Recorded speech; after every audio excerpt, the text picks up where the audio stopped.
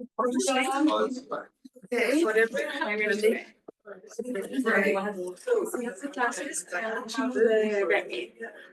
Yeah, I'm not gonna do that.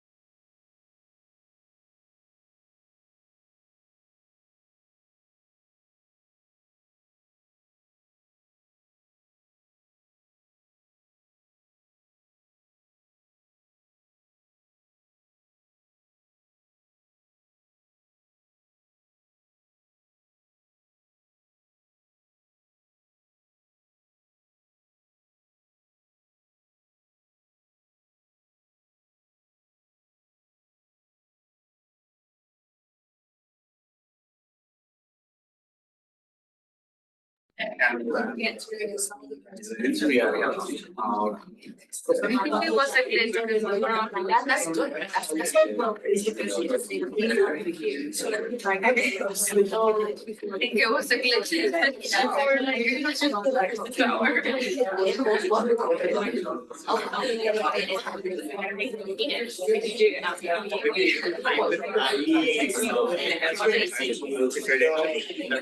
It's basically Most likely, that's what that's the yeah, that's what the only one. There's no other one other than Moscones. Once you put in your patient, it's fine. But the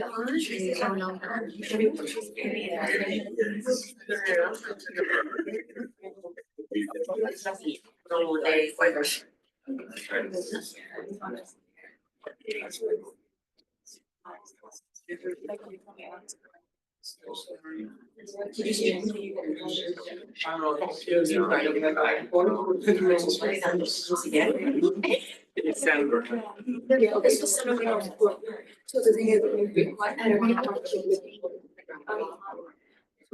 Wait, check.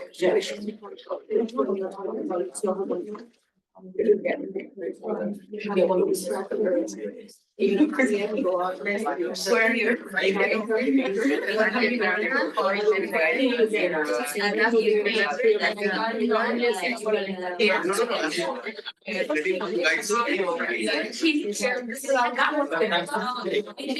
Change of the weather, anything global warming, that there's combination about honey, lemon tea, and I always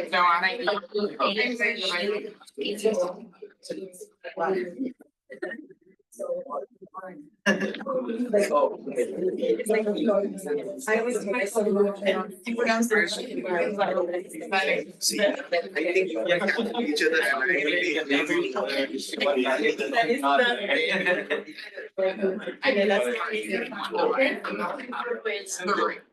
yeah, that was really good. Thank you.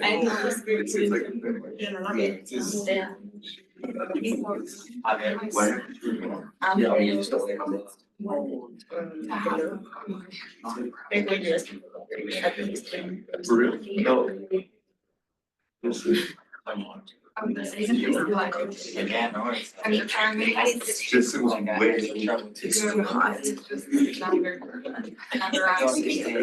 is from me.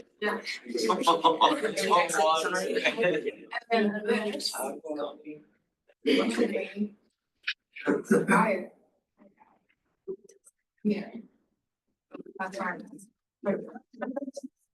Let's see what works.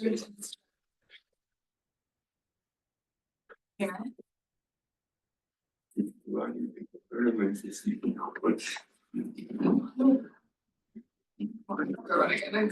But I not just absolutely. I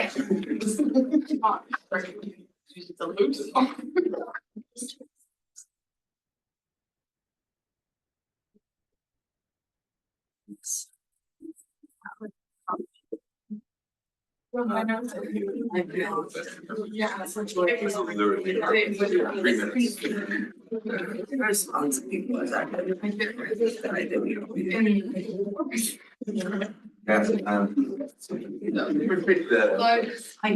Humanitarian. Saving sacrifice. The virus you say needs to it's like cash provider and humanitarian.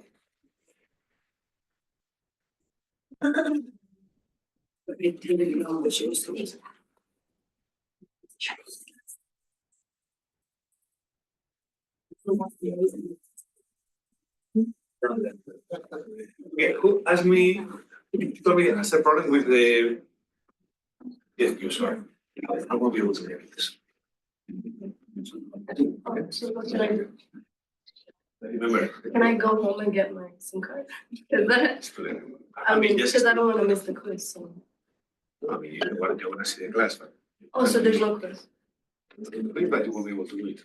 6 minutes, you just stay here. Sorry? There is a quiz, but the Yeah. quiz lasts 6 minutes and then there's a class. Oh, so I won't be able to do the quiz? Exactly. Okay, makes sense. Wait, you just need hotspot? No, so it's sending a verification, but if anyone knows how to fix it, it's sending it to my other number and I don't. It's okay. Sorry for this, okay, remember, It's I not was, my fault, I was. It's fine, I guess. Or can I do it in another class because it's not my control? Yeah, exactly, so Yeah. I was expecting this process to happen, okay, at some moments, okay? That's why I shared with you the two worst grades. I know they're No, it's less about. So. So today we are in session 5, okay, case study on the United Nations workflow program, okay, where we're gonna be testing in a real situation, okay, some of the concepts that we have been learning during these days, of course, okay. As usual, session is totally real time, very important. Your name card, if you don't have it, just prepare it after the quiz, okay, make sure you have it, okay.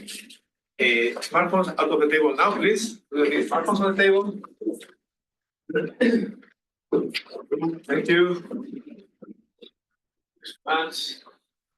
Good. Okay. And let's go for the quiz today. Okay. Today is only 3 questions. Okay. So 6 minutes and same system as always. Okay, before we start, have any question? Very well. Okay, so go ahead. You can go to session 5 and we can start with the quiz, please.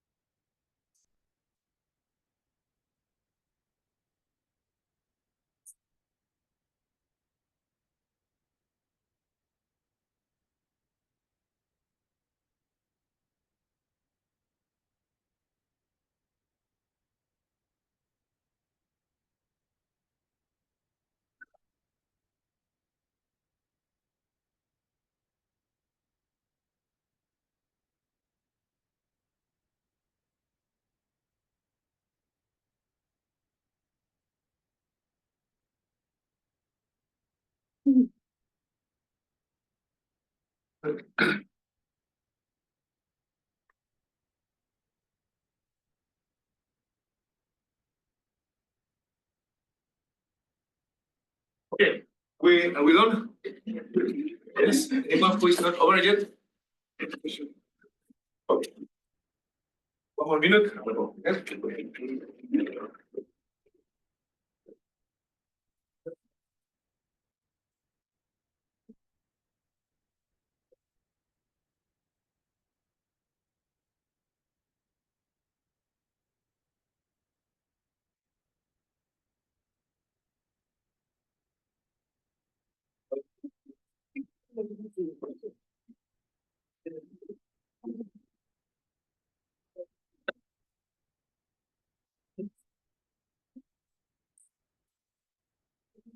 There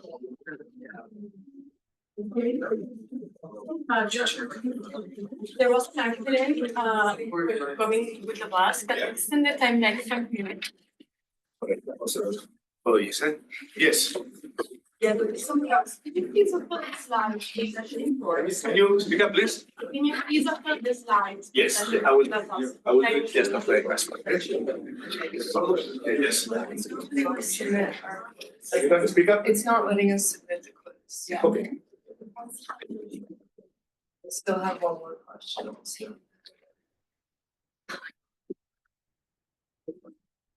We're ready.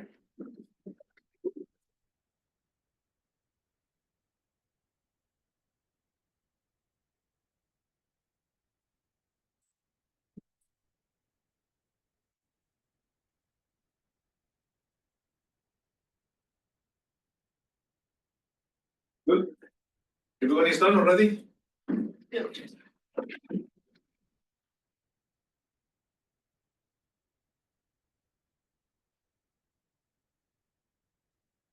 So today, okay, we have our case study on the Workflow program.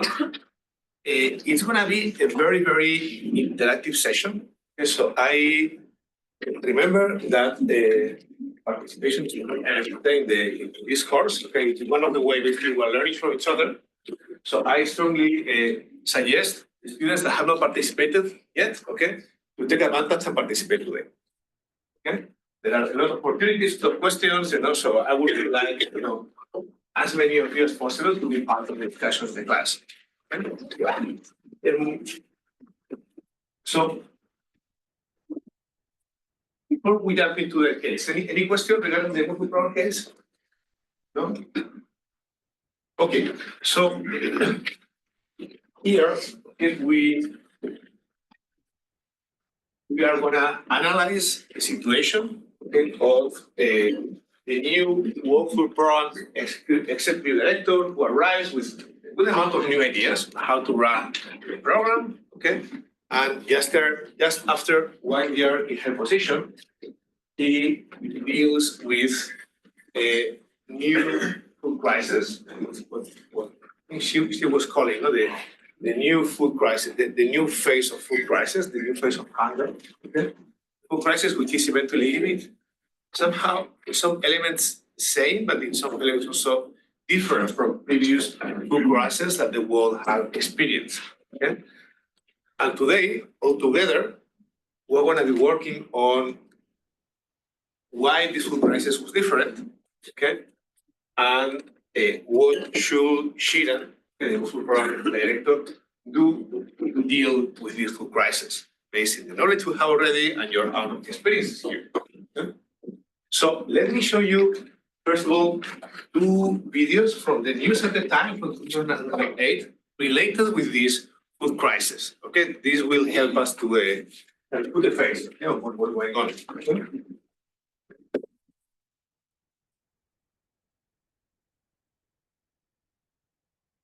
You're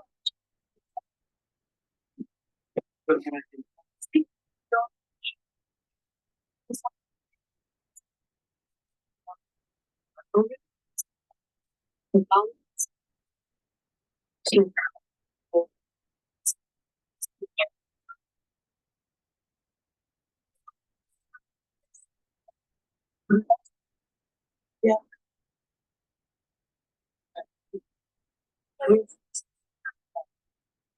That's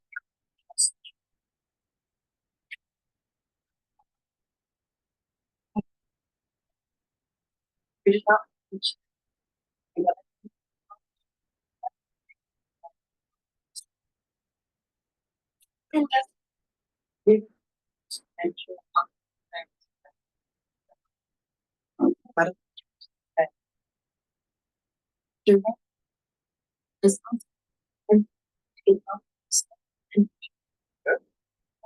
When I was found after work,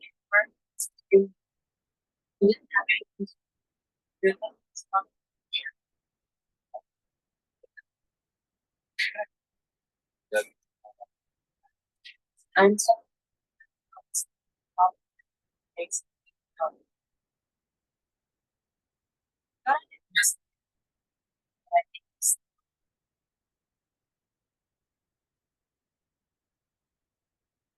So that was the situation in Ethiopia. Okay? Let's look at another country. Look at Egypt, same time.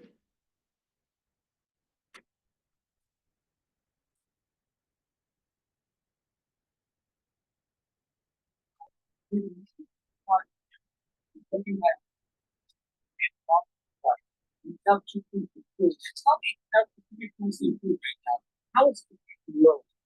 And why how it always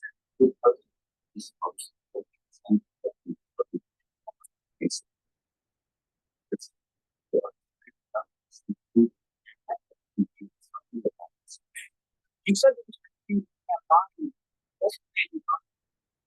then right. It is the first and what happens if this don't happen? Take this one number. Oh, here we go.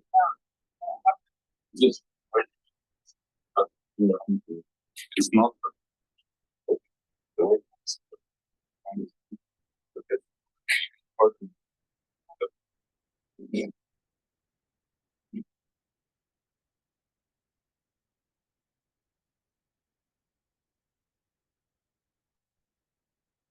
So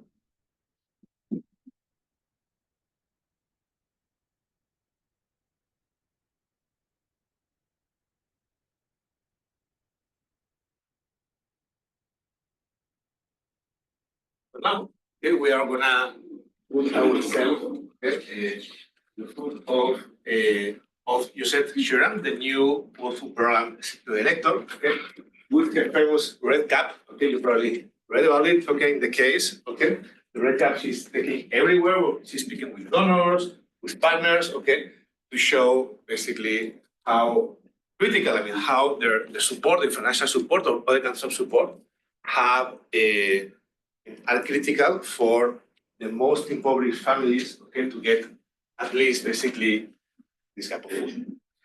Okay. Good. So as you're seeing, this is quite a complex issue. There are a lot of elements here. Okay, the job of the World Food Program is very complicated. There are many elements. Okay, it's not just about delivering food, as you are seeing. Okay? But at the end of the day, it's just about basically preventing people from basically living in hunger all over the world. So how can we make it happen? So let's start with this question I asked you already, the pre-readings. Okay, and here we're not talking about the 2008 food crisis, but in general. You know, there is still a lot of hunger in the world. Famines having almost disappeared, almost disappeared in the world. Okay, but still, okay, today, okay, there are some places in the world, okay, like Gaza, okay, or like some parts of Sudan nowadays, where we are in a situation of famine or free famine. Okay, eventually for Sudan, we just don't have enough reliable information, but it's really dramatic. Okay? But still, there are a lot there. We're talking about hundreds of millions of people who go hungry to bed, and very likely also hundreds of millions of people, especially of kids, okay, that are suffering degrees of malnutrition that are gonna reduce very much the suffering. First of all, and second, that are gonna have a massive impact in their development. Because it's very well known that the kids that go through sufficient access to certain food when they are kids, okay, they will live fewer years, okay, they will not be able to develop intellectually in the same level as a kid that will receive good enough food. Okay? So this is still a critical issue in the world. Okay? How to prevent malnutrition, okay, from how to end malnutrition. Okay?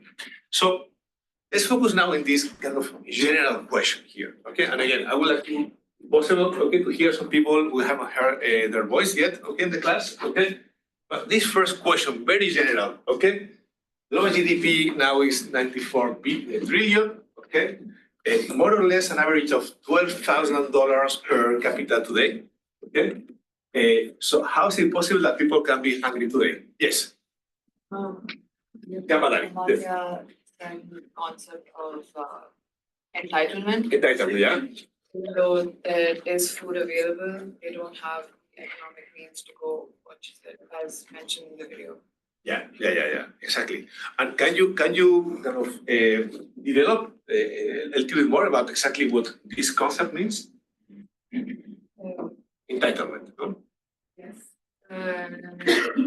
I'm not entirely sure like how you like to develop it. Yeah, what does it mean in practical terms? No? Like being very practical.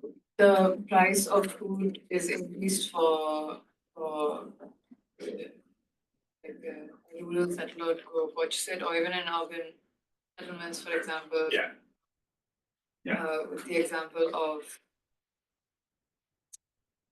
grains being used to produce ethanol, Yeah, the price of corn and Yeah. other commodities increase, making it hard to purchase. yeah. So that's a very good point. I think so.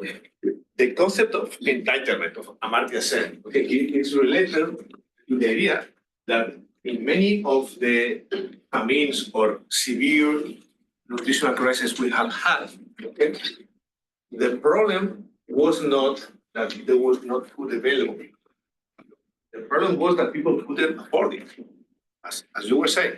Okay, it's a question of price, and of course, on the one hand, the price, on the other hand, basically the capacity, to the people to pay the price that is requested. And this is this here is the problem. Basically.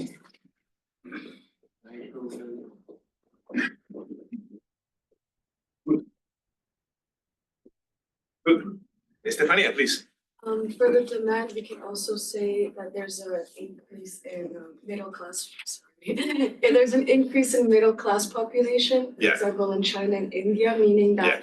now they are Yeah. asking for more products like dairy or meat, which wasn't the case before, and that creates a demand shock. So it's in the others, no, like Indonesia also, but mostly. I mean, this is having, as you were saying, Stefania, a big impact in countries that are having strong economic growth, and at the same time they have a substantial population, especially happening now in Asia. Okay? So it's interesting just to keep in mind that it's not just that the middle class can afford to eat more, but they can afford to eat more expensive food, specifically meat. And as you know, the amount of vegetables that you need to grow meat or to have meat, is much higher. Excellent. Thank you so much.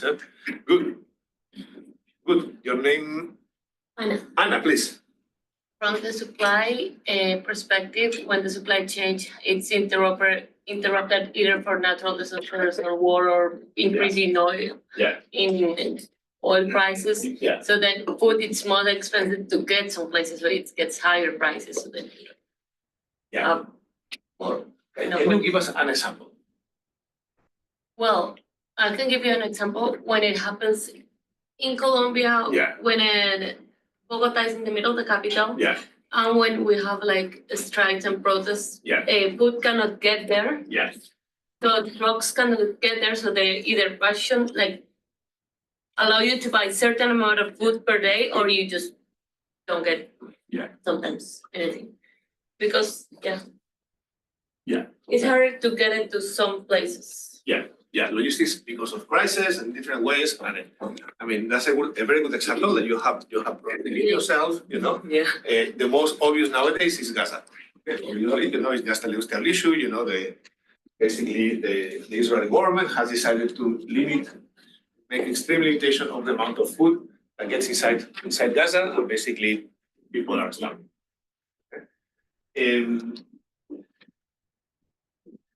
Julia. Also from the supply side, it's Yeah. the unavailability in developing countries of proper technologies. So, for example, irrigation systems, fertilizers. Yeah. So, for example, here in the case, it mentions that in developed countries, produced 5 tons per hectare of like food compared to 1 ton per hectare in the sub-Saharan Africa. Yeah, excellent, Julia. Very good, very good. So I say lack of agrotech, like a very broad understanding, because there are many issues that are not even considered tech anymore, like in the developed world, like fertilizers, they're critical, but very often that is just basically, especially the poorest rural areas, you just don't find fertilizers. So it's not about necessarily very fancy tech, but just the basic tech that exists already since 100 years or 50 years. Good. Good. Your name is Jill. Jill. Please go ahead. I think on the supply side, Yeah. it can also be related to policy decisions and choices. So when they decide to subsidize the biofuel industry, Bitcoin is used for the production of biofuels, but it is less available for population.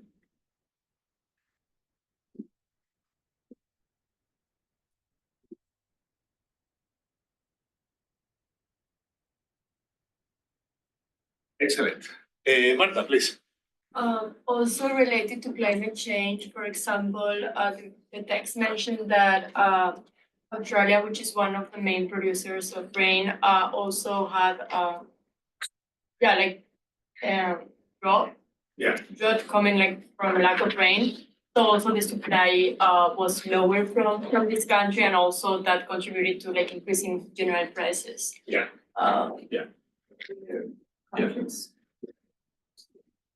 Yeah, this is very interesting point. I was looking at some articles when I was preparing the class, and the figures up to now show that climate change is having a clear, measurable impact already on the agricultural output worldwide. But at the same time, the lack of tech, is, as of today, a much more important issue, basically, than the climate change in terms of agricultural output. This could change, of course, because we expect climate change to worsen in the years to come, whatever we will do already. But as of today, probably we'll have like the biggest impact will come basically from basically. Someone who hasn't talked yet? Camila, you have talked. Haven't you? Yeah. Wait, today? No. Okay, good. Should I go? Please go ahead. I think the misuse of funds by the government, like prioritization of the money coming in by the people in power. So like not prioritizing food as a use of the money that's coming in. Yeah. Like we can call it national policies, for example. Okay. This will affect the supply or the demand? Both. Yeah, depending on the policy, both. I will focus more in the demand because I think it's very related with the entitlement issue, basically, here, So, but could apply to both.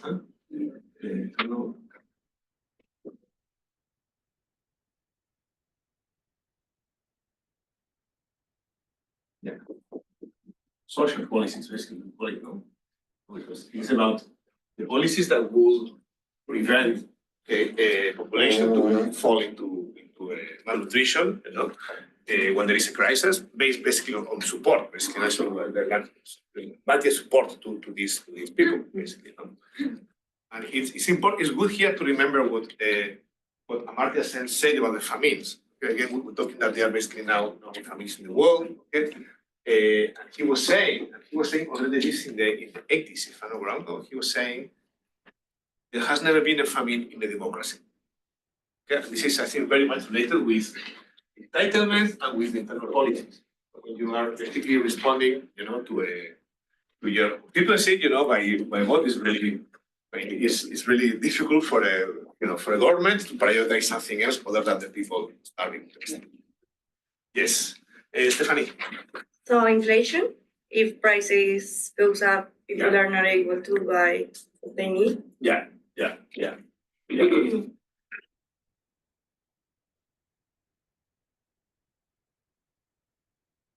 That inflation is tricky because inflation is the inflation of food prices. Now it's a little bit technical, but the inflation of food prices is related to the lack of food. Yeah, like the. No, it's more like kind of Like a consequence. yeah, it's a consequence rather than a cause, basically. Just to clarify. Very sure. Yeah. Yeah. It's a good point, but again, it's just to understand. Yes. That is not always true. Yeah. Yeah, I'm thinking. How is it the consequence? No, but my point is that, yeah, I think inflation, I mean, you can have a situation where the price of the food goes up, and only the price of the food goes up, okay? And then this is clearly, basically, an indicator that there is not enough food, basically.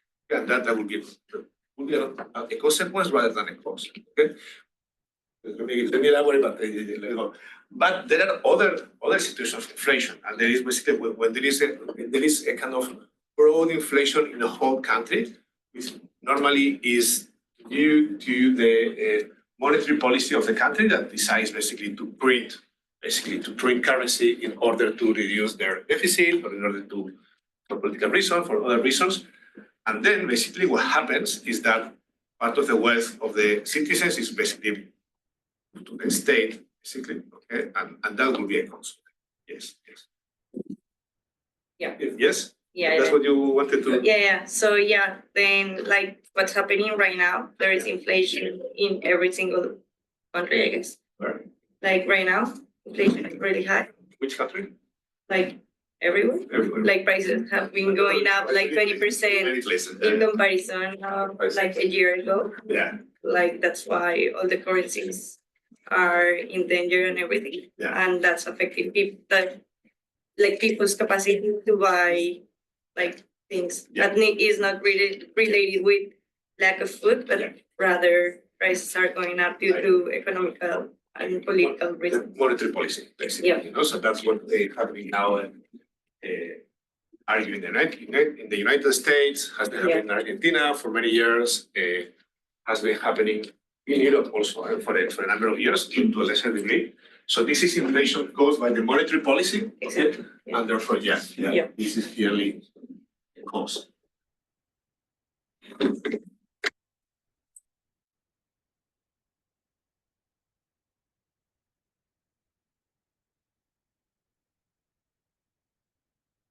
Let's take 2 or 3 more, okay, and we will, hear. Okay, your name is Clara. Please go ahead. Political instability. Sorry. Political instability. Political instability. Yeah. Like the one that we studied in the workshop, where when a population needs to live to another region. Yeah. We can even go like it is. I will use a stronger word. No, it's like kind of humanitarian crisis. Okay, people are, because when people are literally like kind of expelled, from their houses, they move somewhere else, they don't have access to the fields or the markets anymore, So yeah. Humanitarian crisis, which can be basically both, as you saw with Volcan, I hope, both conflict or natural disasters. Yeah. Good. I have a question. Juan. Juan, yes. Does a natural or man-made disaster affect both supply and demand or just one? Because like if it could affect so people know that something's coming or something's happening, so they hoard on supplies. Yeah.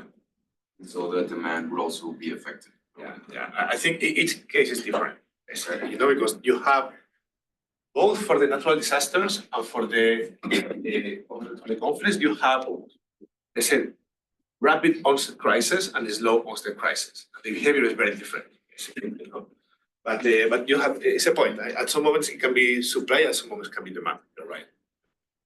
Let me here. Okay, one more. Natalie, please.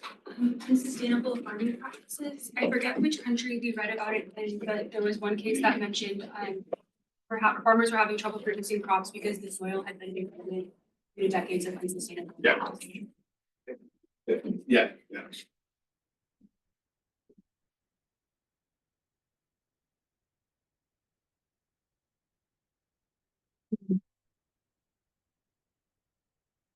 else? Are we living here something really critical?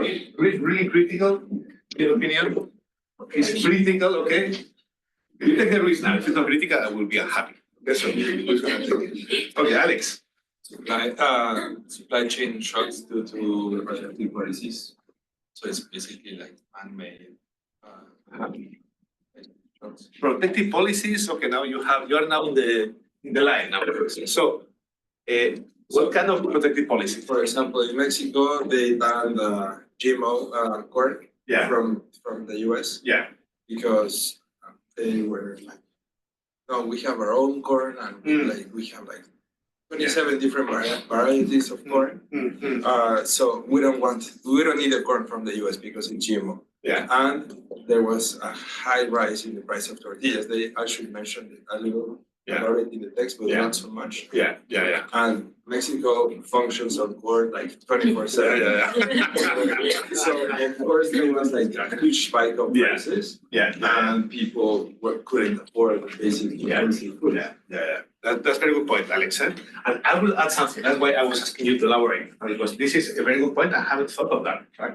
There is another one which is eventually, I don't know, more important for Mexico, but more important worldwide. Okay, is the fact that when, and this has happened in 2008, it has happened also a few years ago when the Great crisis started, is that when the countries feel that the food crisis is coming, okay, many of those who are exporters, right, they stop exporting.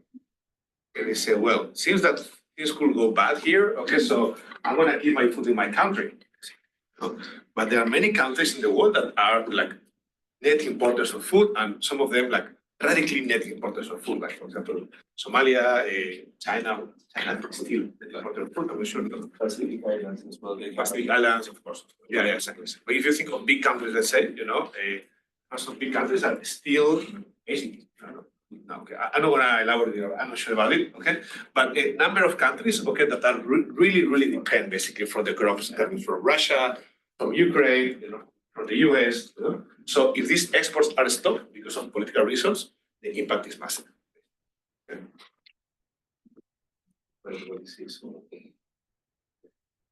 Good. Excellent, guys. So I think we have now a good overview, okay, of the different reasons, okay, of food crisis in the world. Okay. Now, okay,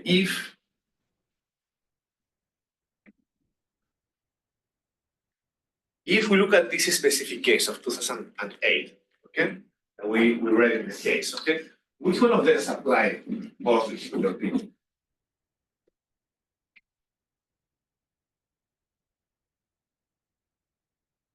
Juliana.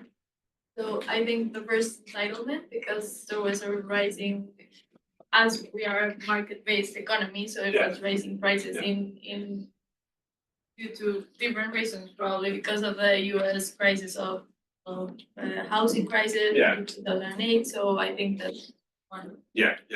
And this is a good point. Entitlement was definitely one. We need to keep in mind that some countries, the reality is that also there is a limit to what governments can do in terms of budget support. If you have a very poor country, if you have I don't know what names, but you can imagine a poor country where there is a big crisis. In some cases, even if the government would like by support, there is a limit to what they have because the budget flexibility is very limited. So it's true that it's an issue of entitlement, okay, but then even some countries there's a limit to what they can do. Aware. But yes, this is a key element here.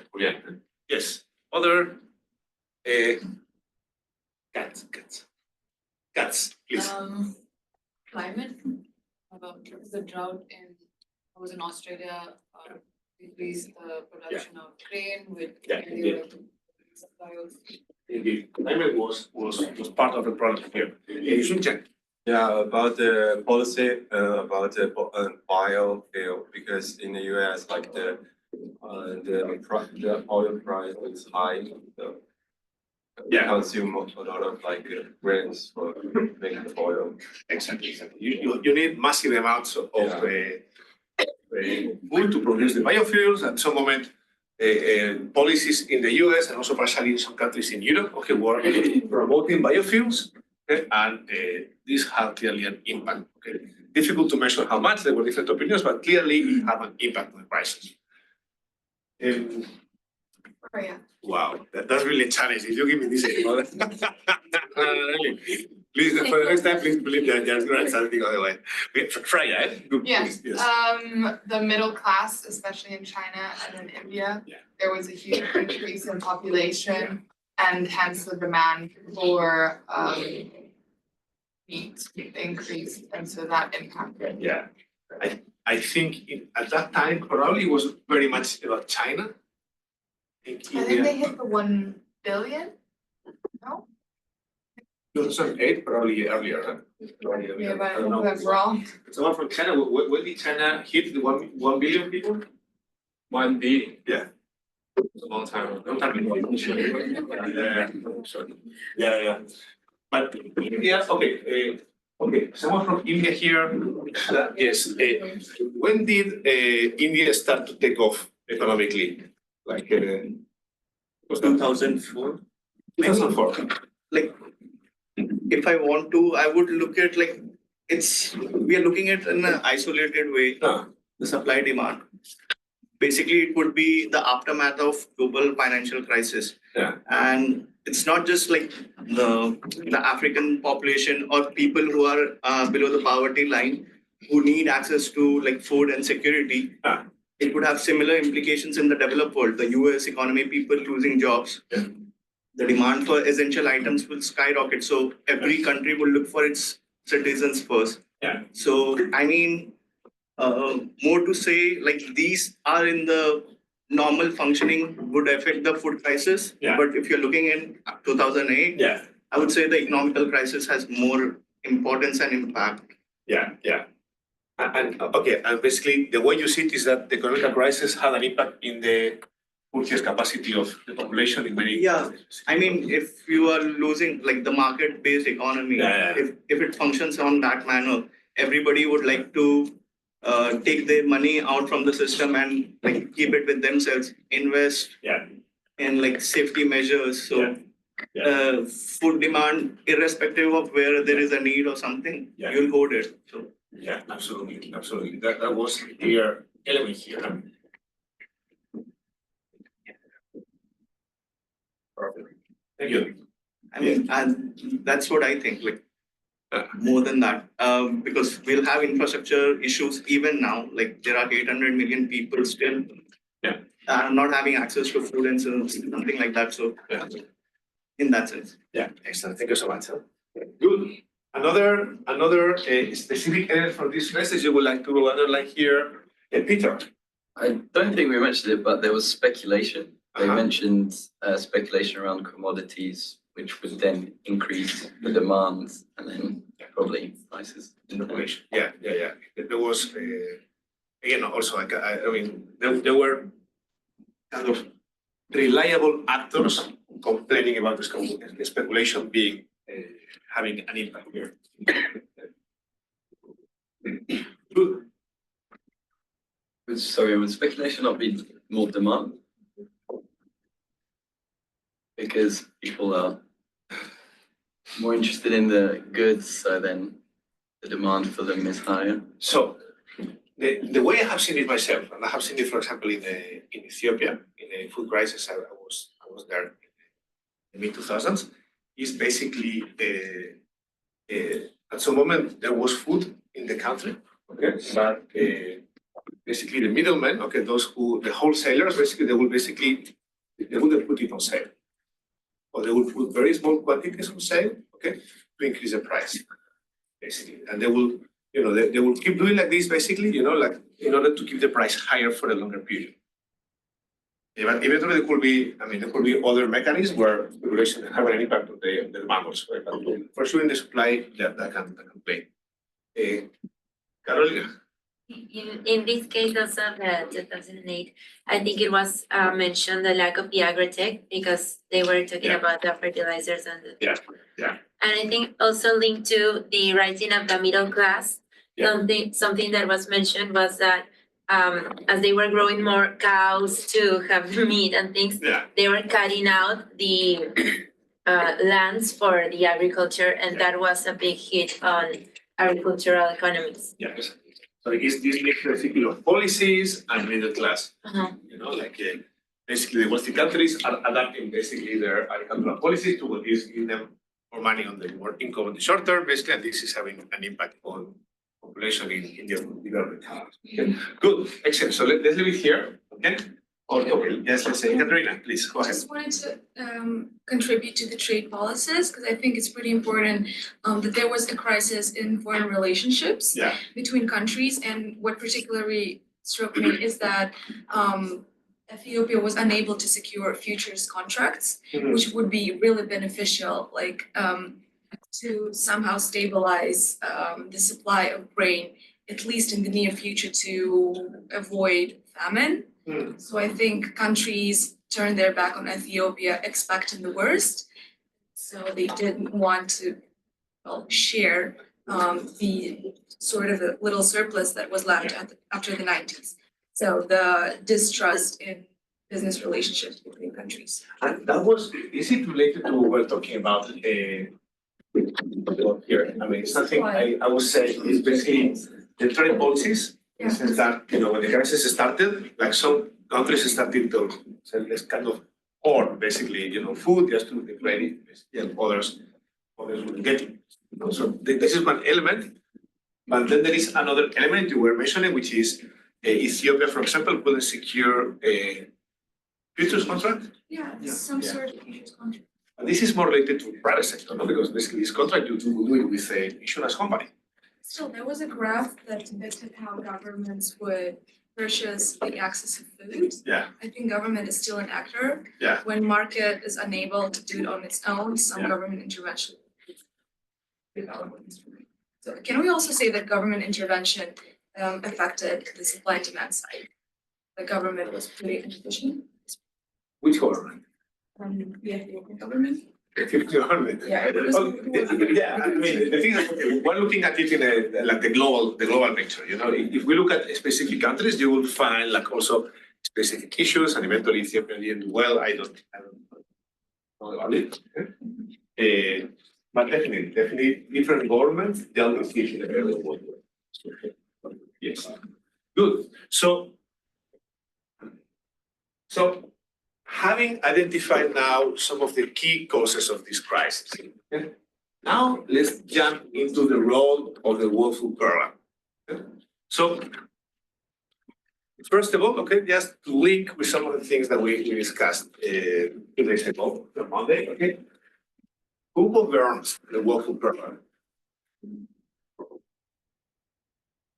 Giacomo, please. So there is a board of directors, 36. Half chosen by the FAO and half chosen by the member states. Exactly. And the same for the director, like the executive director is chosen both by the UN Secretary General and the FAO. Excellent. And do you remember more or less which percentage of the members of the board come from developing countries and which percentage from developed countries? One third developed, then the rest developing. But as always, it comes more the point.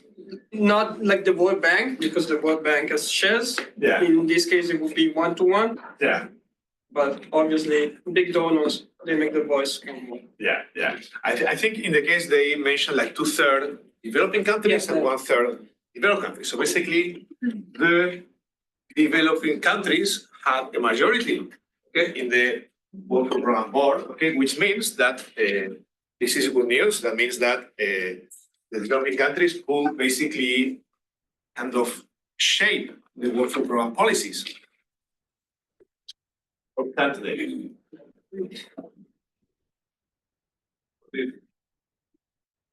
have the majority of the people in the board, so could there be any issue there here?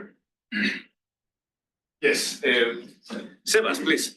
I guess the majority of the money is coming from developed countries, like they said, the US is far and away the biggest donor. So I guess in that sense, money talks. Yeah, exactly. You know, that's the thing, you know, it's so basically, okay, here, this is the graph that I took out from the case, okay? So basically, you know, the funds, okay, coming to the World Food Program, you have the multilateral, okay, that are coming from multilateral organizations, okay, like could be like the UN, could be like probably most of the MDBs, where we could expect, okay, that the impact of the wealthy countries will be perhaps a little bit less, okay, because there is already a cushion to go through. Okay? But then, okay, you have basically the money, okay, coming from bilateral donors. Okay, just 2006, basically 90%. Okay? And just to give you one more example, okay, this is a graph, and okay, I will ask you to like make a small effort to understand it because it's really interesting. Okay, so here basically, okay, you have the percentage of the total funding from basically multilateral organizations that is earmarked. Earmarked means that this is money that the donor is saying, I want this money to be used in this project, in this country, to do this. Okay? So eventually the World Food Program will get the funding, but it's not to do what they consider is the priority according to their assessment. But it's basically just to kind of implement a project that has been decided by the donor. Okay? And the World Food Program, they are basically, you know, this is from 2010 to 2020, a little bit later than the other graph, okay? But still basically they are in kind of 93%. So what lessons can we draw from here, Gonzalo? I had a question that it also is the case to think about how we improve, you know, how can share and improve like certain things about the World Food Program. Yeah. And I thought about the funding, no? Like why only bilateral funding and funding from countries? Why not approaching the private sector and trying to get more funding? Because they said it's each year, like the funding changed. Yeah. So they didn't have like a fixed funding for every single year. Yeah. So why not approaching the private sector and trying to diversify a bit more the funding? Excellent question. Let me delay a few minutes because we'll talk about it later when we talk about solutions. So that's very good. Okay. Hey, Federica, are you going to answer my question? Yeah, I'll try. Kind of, Yeah. Good. Go ahead. I think that's the fact that the majority of the funding is used for like specific projects, in a way kind of hinders like longer term growth or like longer term funding that could be used in other projects instead of, and the fact that like for example the USA or like the big countries are the ones that are deciding where to invest. Yeah. They might prefer to focus on this like most urgent things, most urgent like causes instead of like thinking that those funds could be used for other things as a longer term vision. Yeah, this is a very good point, Federica. And I want to caricaturize it a bit, but something that can be happening in a very simplified way. This board is that, you know, the board is going to eventually think in terms of long-term, as you were saying, long-term actions that will eventually increase the capacity of the population in some developing countries to deal with food shocks in the future, you know, like preventing them to fall into the crisis rather than helping them, okay?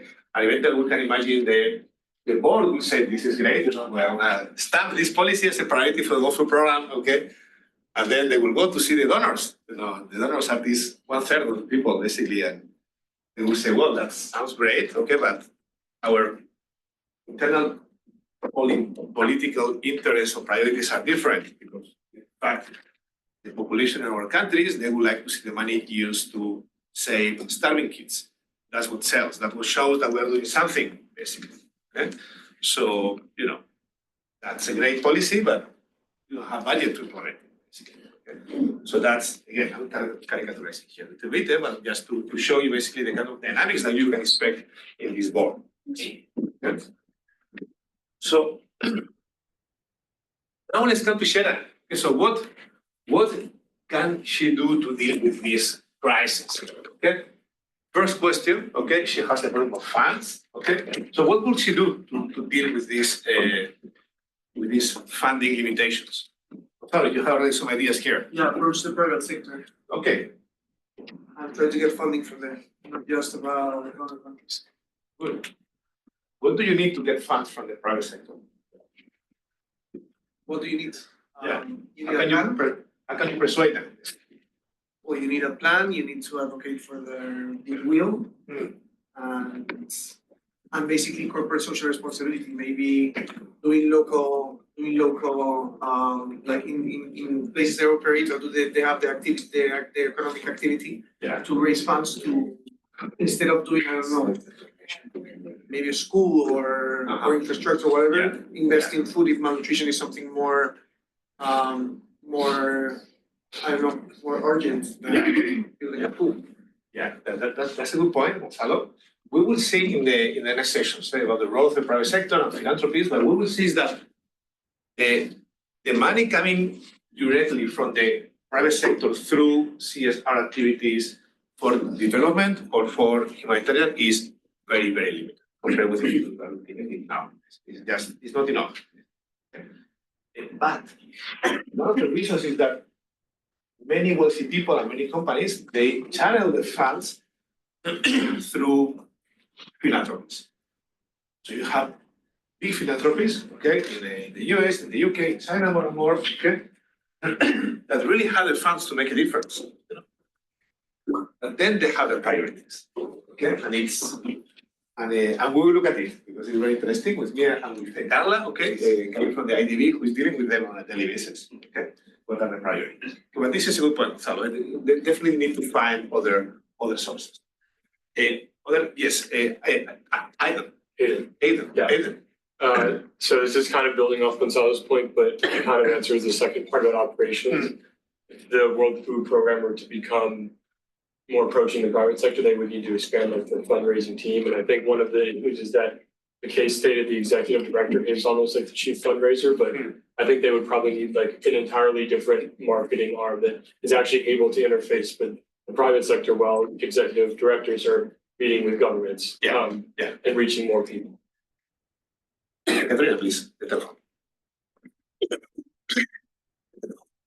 So good, that's a good point. Okay, they need a new marketing strategy, eventually a new marketing team. In fact, if you look at the UN agencies, which is the agency which is getting the best funding from the public? UNICEF. Everyone knows them. You know, they are good at marketing. These guys, really. You know, I will not share my experiences with UNICEF in the field. Okay, but whatever the case, okay, they are good at marketing. They are doing a good job also most of the time. But the World Food Program hasn't managed to get funding there. You know? And this is a good point. You have the private sector, but you have the public. You know, the public has a lot of capacity. Basically, MSF is raising like kind of now close to $3 billion per year. Basically, 100% from the public.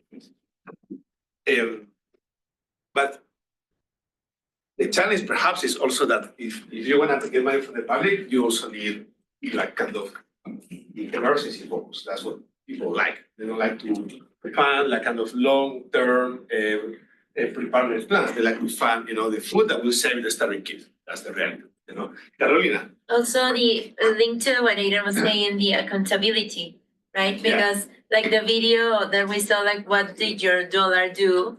Like, and I think those kind of marketing strategies are what sell. And also for the governments and the donor governments, as long as they are accountable for what they are spending on, I think that is a good funding like attraction. And also incentives, you know, because if you start developing long-term strategies and policies in these countries, maybe these donor governments can in the later future trade with them and, you know, like have mutual trade like contracts and stuff, you know, so maybe have this long-term vision, like if you help them now, maybe in the long term, like China was doing in some countries, like I don't know, like maybe that could be a very interesting point. It's that's a hard sell to explain. I tell you because The Chinese government policy is that the real development on the long term is coming from economic development, and that's what they are betting basically. They are not doing. I mean, compared to the GDP, they're not doing much in terms of this kind of emergency funding. But hopefully that will change. Good, Giacomo. I think there is a big problem of duplication inside UN agencies because I studied in Rome, I interned at IFAD. So the WFP is not the only food agency in the UN system. There is also FAO and IFAD. And when looking at the long term, especially in the context of limited funding, not only for WFP, but like for the other two as well, if you want to go in the long run, then you should focus more on collaborating with the other two. And what happens instead is that all three agencies are jealous of each other, and they try to absolutely get projects and fundings for themselves. There is a competition between the agencies, and in this case, and like it's IFAD policy that every project should have an it's called LBA, Rome-based agency collaboration. But I wasn't quite assurance, so I saw the projects. None of them has the section side, like because they're jealous, they don't want FAO to collaborate with them or WFP. That's an issue in the UN. This inter-agency competition. Good. Now let's move to workflow program operations. Okay. We have talked about funding. Okay. Now we talked about the operations. You have watched the videos about the amazing logistical capabilities of the workflow program. I can attest that they are really great. They have the biggest logistical machines in the humanitarian or development world. They can get anywhere, bring like kind of hundreds of tons of food anywhere in the world. Okay? So is that good enough, or something should change here? Gabriela. The reading talked about the new phase of hunger, so maybe instead of this like focusing on the new phase of the people who are struggling with the entitlement of getting food nowadays in urban maybe settings. How would they do that? Focusing on the long-term solutions that we were talking about, and also not just crisis management, but doing things to prevent or to have another approach that is not just crisis management. Like what? What can you do about it?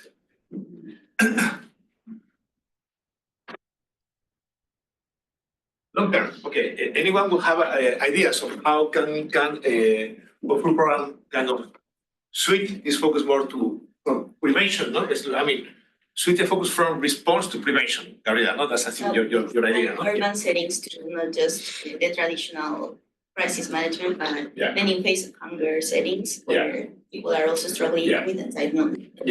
So how can we do that? Who hasn't talked yet here?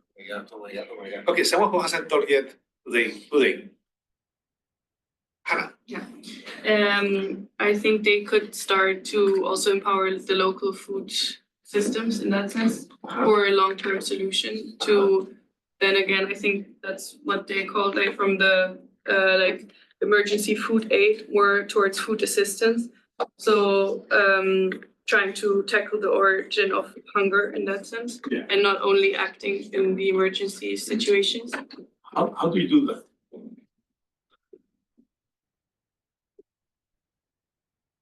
Like encourage the local foods.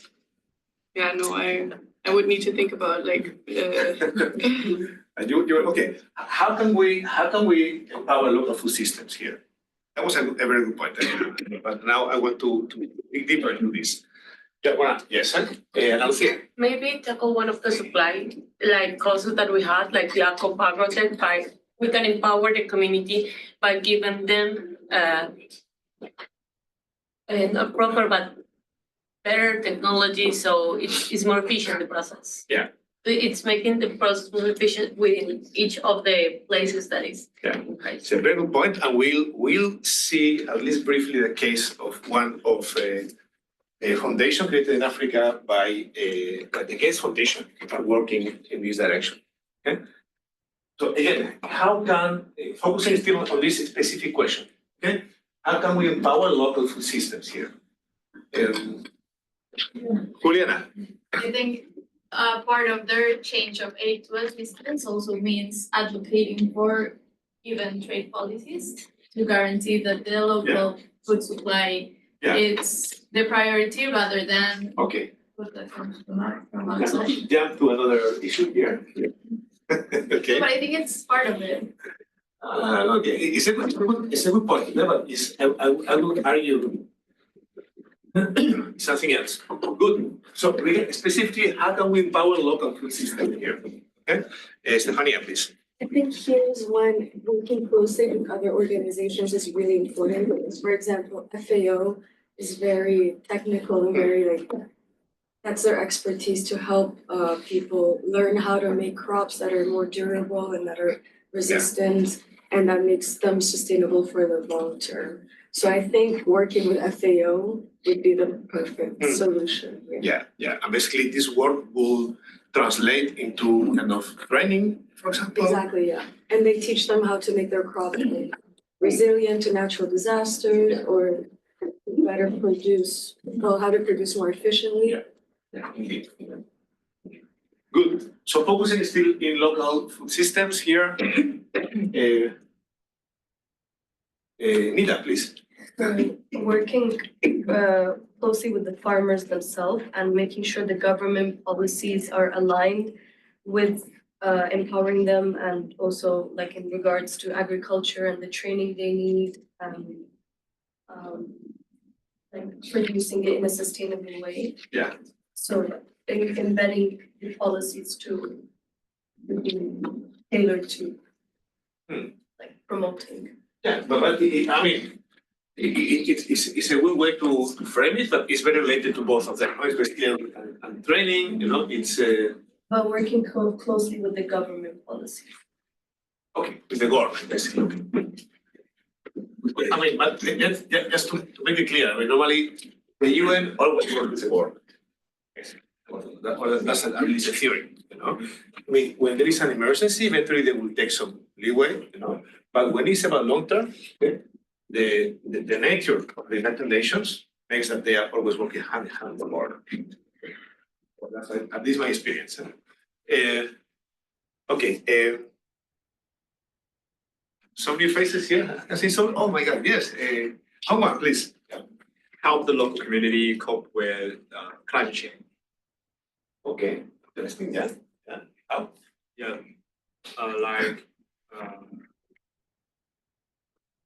Let me check. Maybe organize some seminars. Yeah. Some seminars. Perhaps. Yeah, I think this is a very important point here. Okay, what I will argue is that it's related to this here, because if you think of agrotech, you want to think of agrotech that is also help the producers, the farmers, adapt to eventually the new climate situation in the country. Eventually, you have less water, so you need new, eventually genetically modified crops or other crops adapt to to this new reality. So it's a very good point here. I would argue it's embedded here. Okay? Good.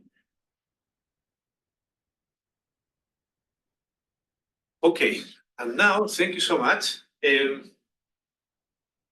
So now, okay, I would like to look more kind of as a sort of conclusion from all we have discussing today. Okay? If we will ask Sharon, basically not thinking only on this specific crisis, but in the future of World Food Program, okay? What should she prioritize? Okay, and let's make it simple. Okay, let's forget about the middle way. Okay, should she prioritize the emergency or should she prioritize like kind of long-term vision? Okay, so I would like to hear people who have, the two opinions. One opinion of some people, other opinion of other people. Okay, so starting with development. Okay, someone would like to argue that this is the way they should go. Julia. Okay.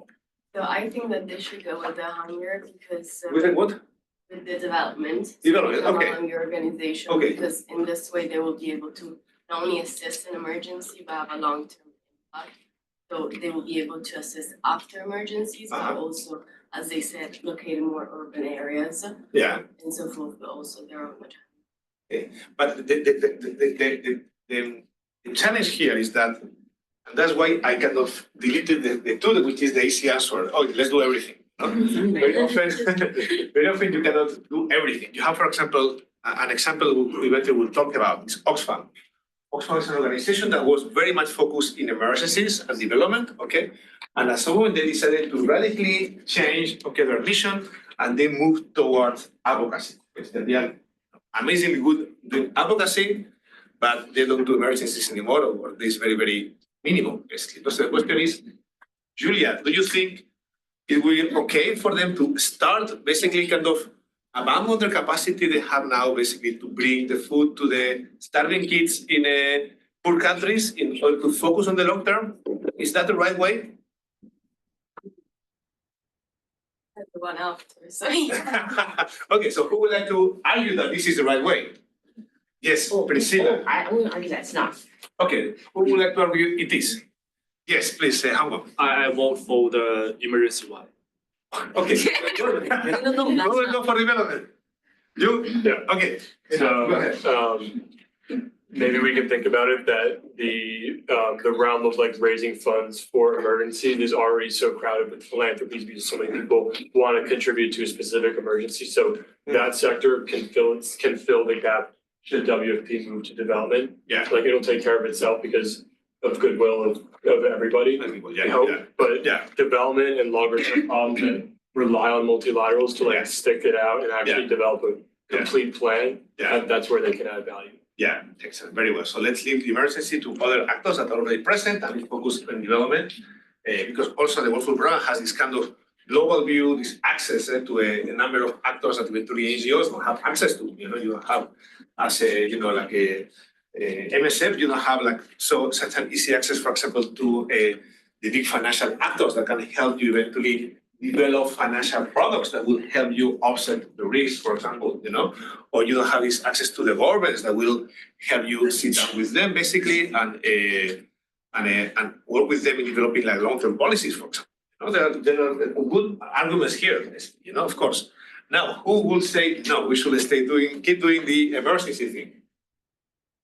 Okay, good. Priscilla, go ahead. Yeah, I would argue that the reason why those organizations are so many and they have so much resources because that's what encourages people to donate. I think that's going to be very much a harder sell to get donations using the long-term strategy. And in the end, if you have limited resources, there's only limited amount of things that you can do. So I think that sticking with the emergency is the most practical in terms of being able to fundraise. Yeah, that's a good point. In terms of fundraising, we know that like the emergency sells very well with governments, with private donors, with individual donors, with everyone, basically. Okay. Other arguments here for emergency? For emergency? Yes, Hongwon. Yes, as mentioned in the document, the WFP have an competitive advantage in logistics and years of experience of handling out the food aid in emergency situations. Yeah. So I think they should specialize in that area. Yeah. Better use of it. Yeah. That's a good point. Another very good point. I mean, there is already like years and years of experience. They are, as I was saying before, they are really good. These people are amazing. It is not easy to acquire this experience, this expertise, this staff, these capabilities. It's not something that random NGO is gonna do, for sure. So I don't have like a final answer on this, okay? But eventually I will come back to something. Who was talking about the FAO here? A panel with the FAO was Giacomo. I mean, let's remember that there are a good number of UN agencies, and there is an agency, the FAO, which is eventually most focused on this long-term perception, So it's true that eventually what the UN needs to do is not only, the World Food Programme is not only to look at their nostril, and say, wow, I should do this or that, but eventually say, okay, within the UN system, who can take care of what? And eventually you can find some actors that are really good at the long term, because you have the FAO, you could argue how good they are, okay, but whatever the case, okay, you have UNDP, okay, and then you have some actors that are really good at emergency, and this is a waterfall program. Personally, as a guy coming from the humanitarian field, I would really miss the waterfall program, because I know what they do, no one else can do it today. But again, that's my personal opinion, and there are good arguments in both sides here. Okay? Good, guys. Okay, so now all the people who have technical problems with the quiz, please stay here for a second, okay? And other than that, any questions, comments, from the class? No? Good, see you.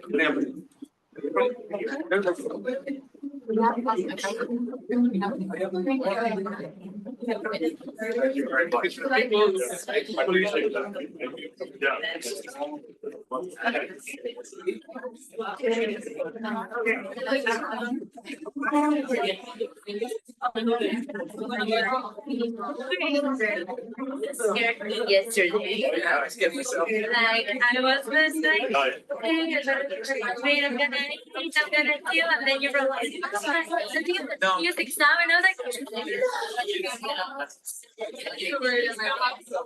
so thinking about it, like I was sleeping, and I was like, I just read yes, I really thought it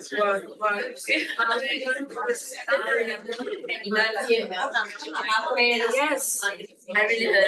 gonna make it, like, I was the bad, and I was like, I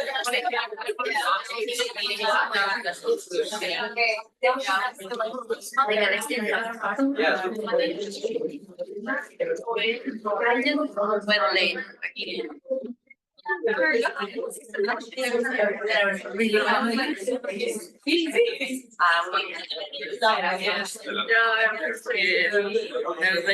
Everything okay? I don't know what's going on today, but today I was like, I was so tired.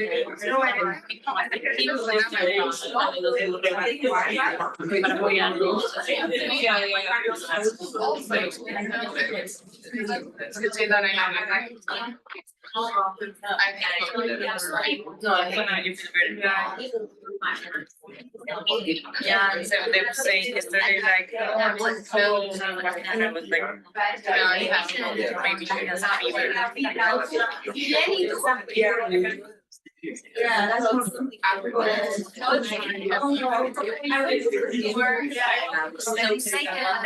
know it better. Yeah,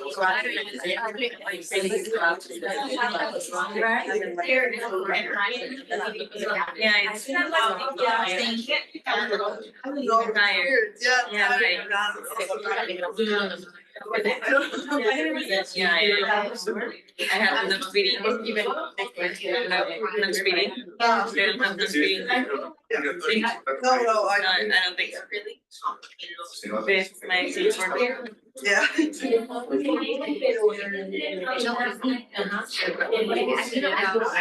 Pero Andrés tenía, ¿sí?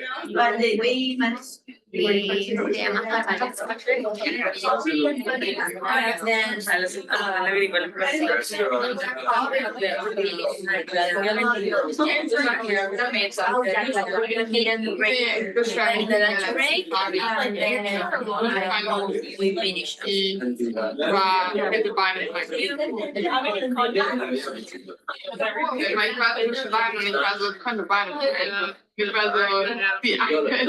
Too often. Oh my god. We're just feeling like Oh my god, all of you. like organizing. I don't know. I don't know if that counts. No, that I am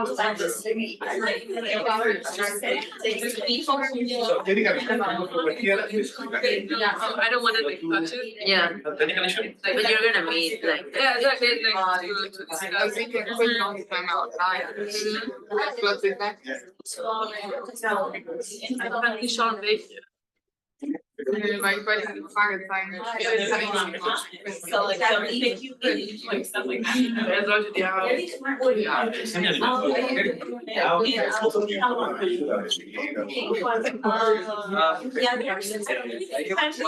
Yeah, there were some first ones. I went to the.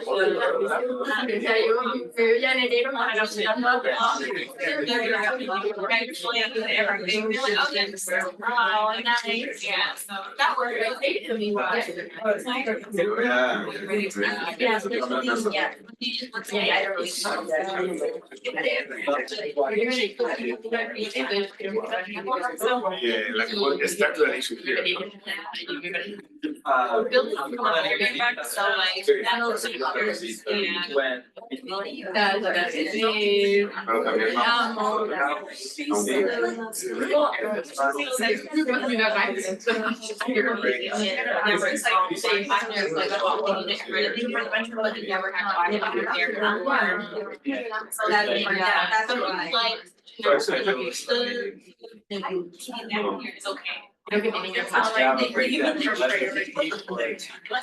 The thing we did about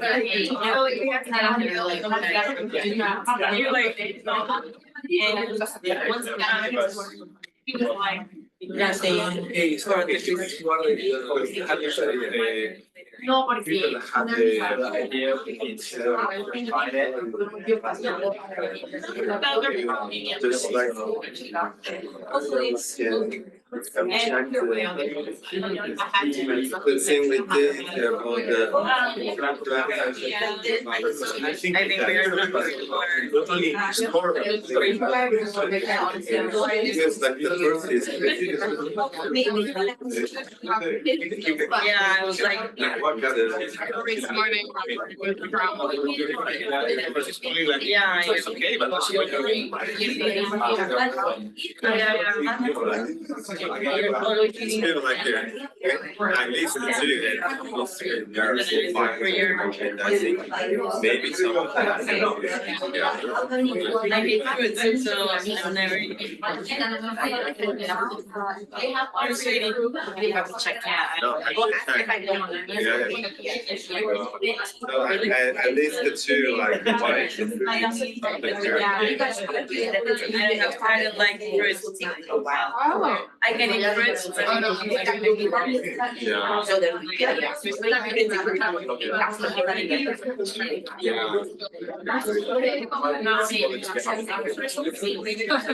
That's true. That's definitely bad. Scrambled egg.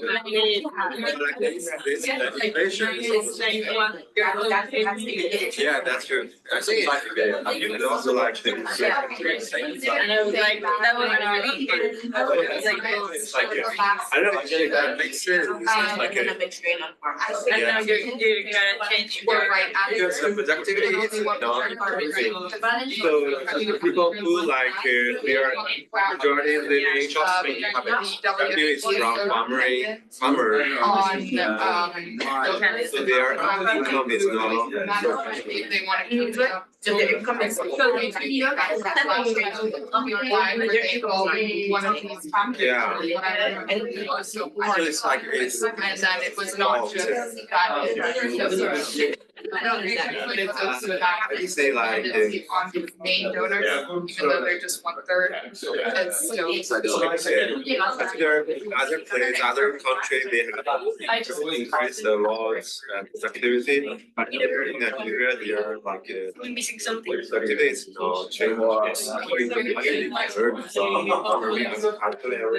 think we can submit it. I'm gonna check It's increasing because come up here, inflation, prices, money is like devalue.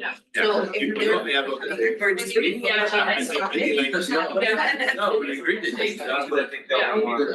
but I'm meeting one line. No, I think if we can earn that.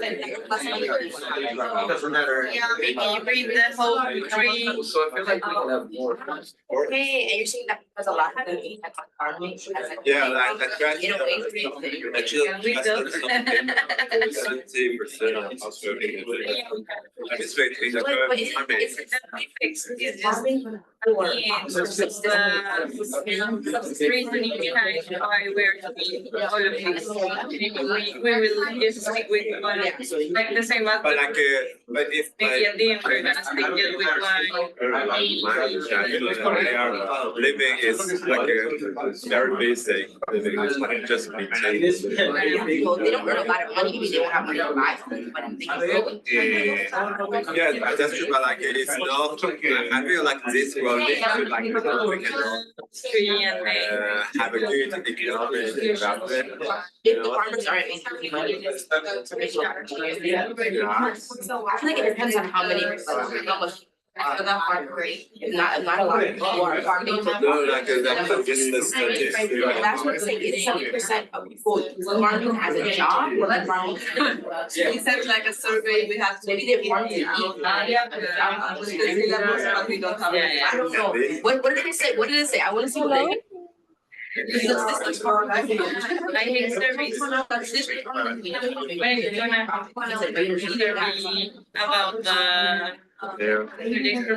the one writing was really good. Yeah, but I haven't done it. Yeah, no, I'm gonna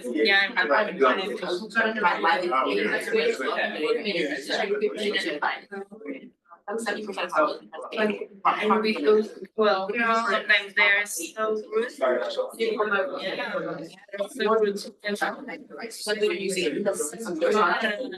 Like the public sector, Yes. So like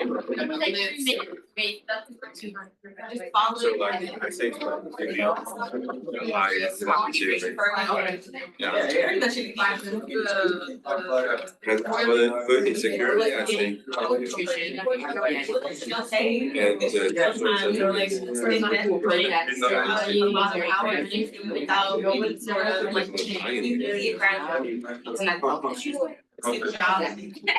Yeah, it's a bit similar, but I kind of think what's the goal?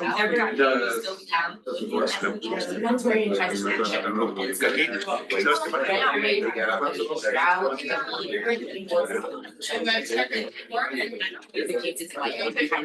Ya me había salido que había sacado bien, pero ahorita ya después de ahora. No, that's just like Oh, you told me.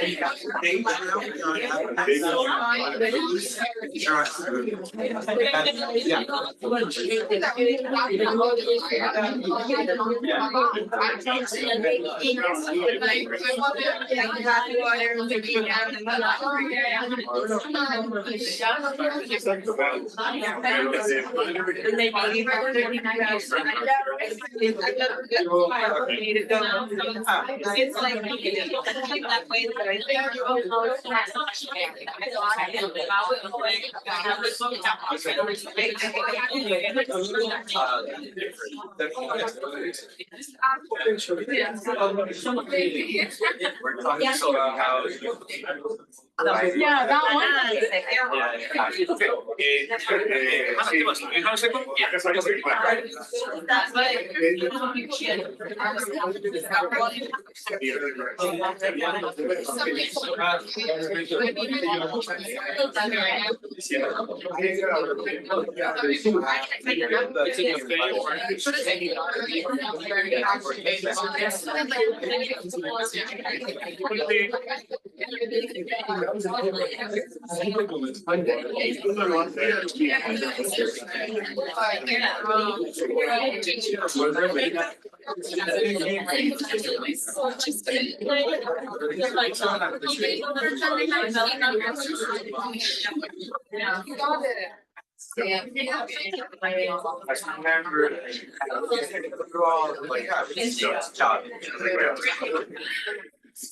I'm here. You have to stop. So I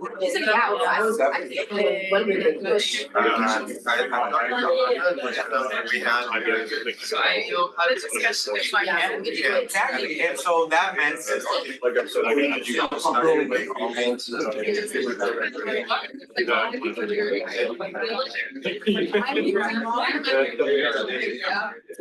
And now you had to get up. No, of course. No, of course. Nothing out of it was like. Now we're not in.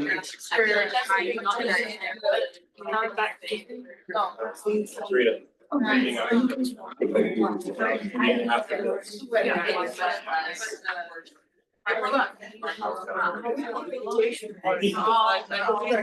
Not by body.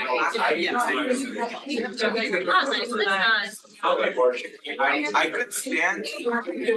Like I could stand a lot of things like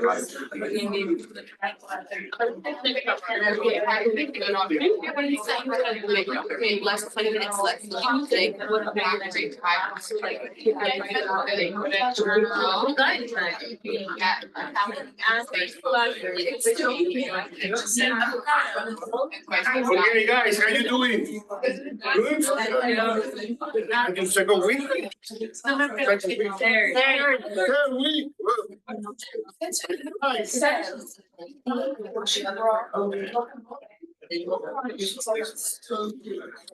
Okay.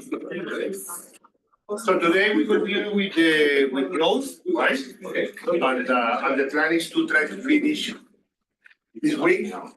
Maybe I won't quite finish this week because I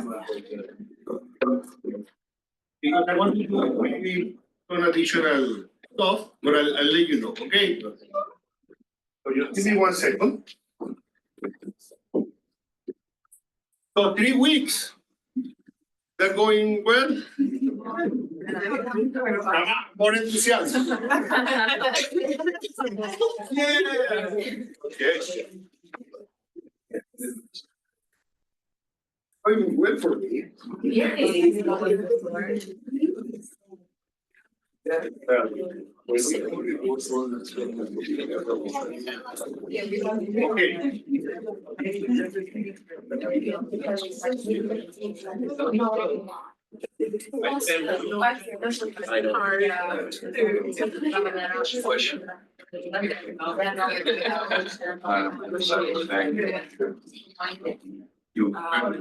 International cooperation. I will help you guys.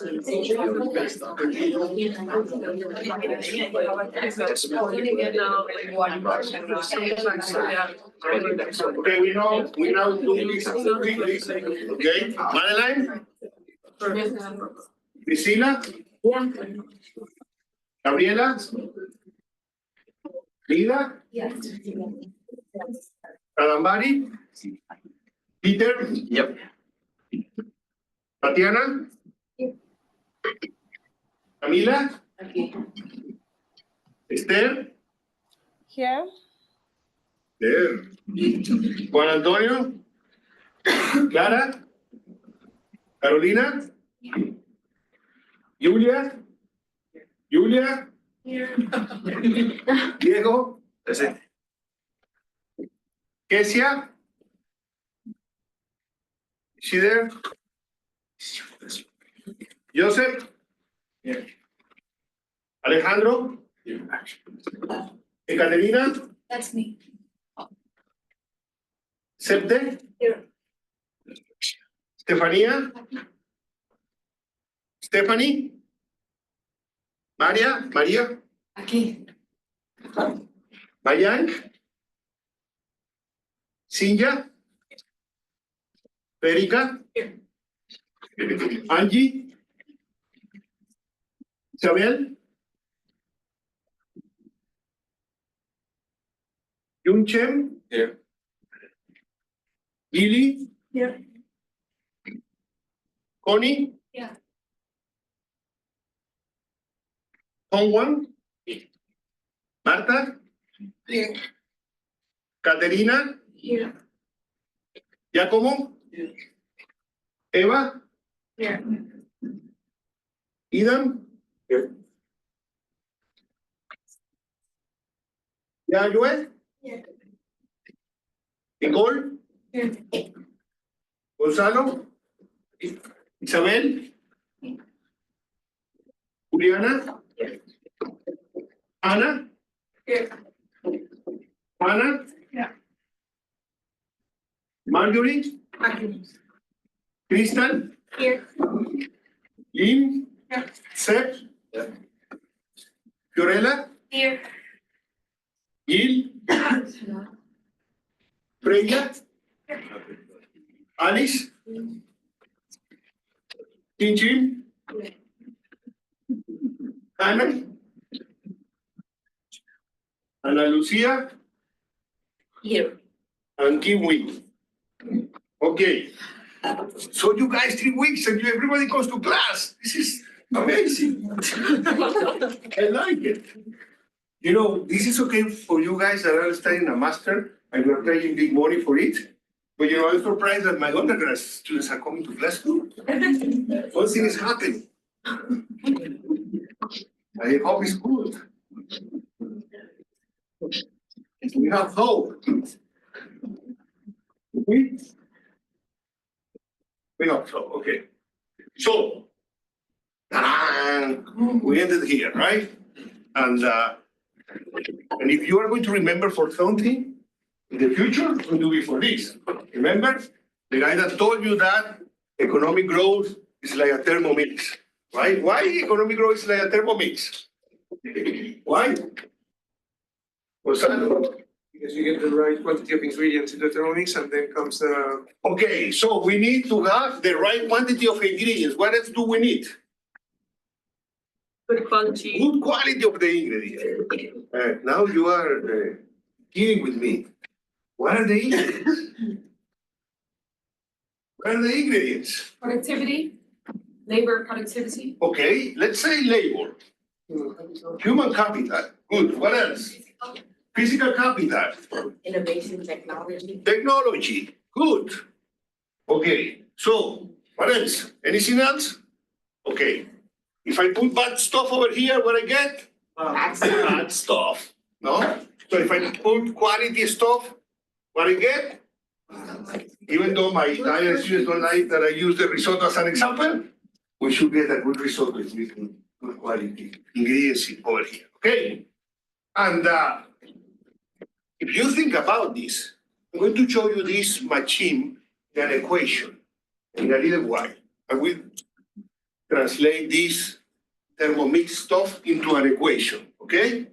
And I'm going to show you how it works. I already did, if you remember, because I showed you this one over here. I didn't write the equation, but what I wanted to show you is right here.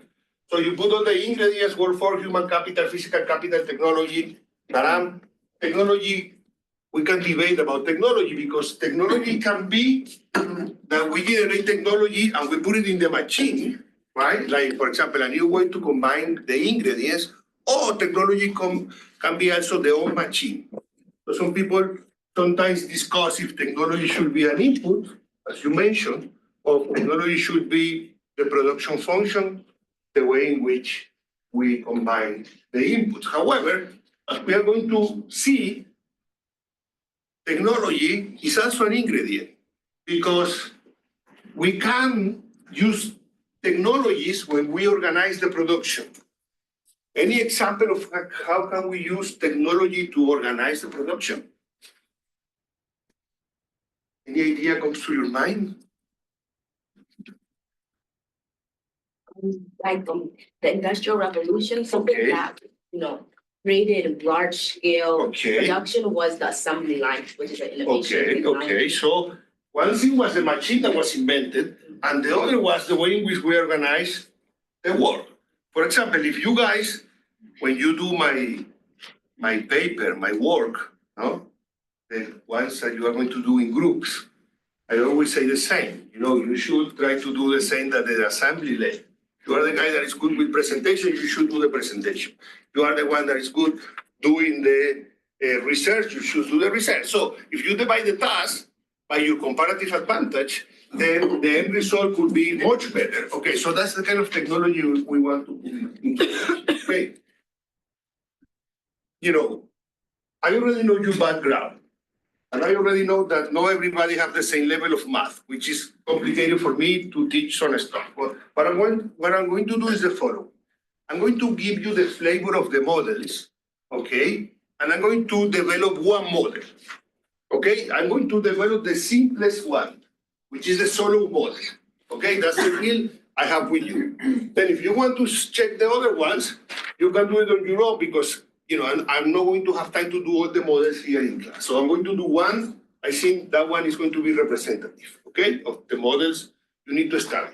But remember, for me, as a professor, what is important are two things. One is the intuition. For example, this is intuition for me. If you get the intuition of why economic growth is like a thermomix, I'm home free because I know that you understand what is behind here. And the second part of what I want to try to teach you is that, if I go to the World Bank, if I go to the Inter-American Development Bank, if I go to CAF, Development Bank of Latin America, which I did, and I have these models over there, they do have it. We are going to see the World Bank model. But in practice, when we go to the field, when I went to Uruguay or when I went to Brazil, and I wanted to implement a project that will be a game changer, those models are useful, but we don't do that using the model. The models are good for us to understand. But now, for example, if you guys understand that the quality of the human capital is important over here, you also understand that if I want to be a game changer in a country, education is going to be a variable that is important. Okay? And we are talking about developing, but this is going to apply everywhere. Even in Spain, in the US, in Germany. So if we can come up with good ideas to improve what we do, we are going to be much better. Okay, so that's the idea of the presentation. So I'm going to finish this by telling you why economic growth is important. And the basic reason, I'm sorry, before doing that, you guys mentioned productivity. So productivity, which is how much do I get from each input? And this is important because we usually talk about labor productivity, but we can also talk about the productivity of other production factors. For example, the productivity of infrastructure. Because one thing is to have good infrastructure, but another very different thing is to manage the infrastructure well. Okay? So you can improve the productivity of the infrastructure. Give you an example. I'm from Caracas, but I've been in Mexico City, I've been in Beijing, I've been in Delhi, I've been in many cities around the world in which the traffic is awful. It's awful. So if I want to go from Mexico City to the airport, I have to spend 2 hours in the car going over there. Say in Caracas, say in Delhi, say in many cities around the world. Okay, I came to Spain and I was walking Velázquez Street, and I was coming in my car, and then I can go from Puerta de Alcalá to IE without stopping even once. And then I realized that, it's good to have good, roads, but it's even better to have a good coordination of your lights. Okay, so that's what I mean when I want to give you the example of having good infrastructure and also managing your infrastructure well. Okay, probably if we do that in Caracas, in Mexico City, and in Delhi, in Sao Paulo, we can improve traffic. But we don't do it, but we do it here. And we still have traffic sometimes in Madrid. Yes. Yeah, I was gonna say, traffic in Madrid when you live in the outskirts is. That's, yeah. And that's a good point because sometimes people is forced to live in the outskirts because You know, what is happening now in Madrid now is that prices are increasing very quickly. And that is one of the prices we pay for development.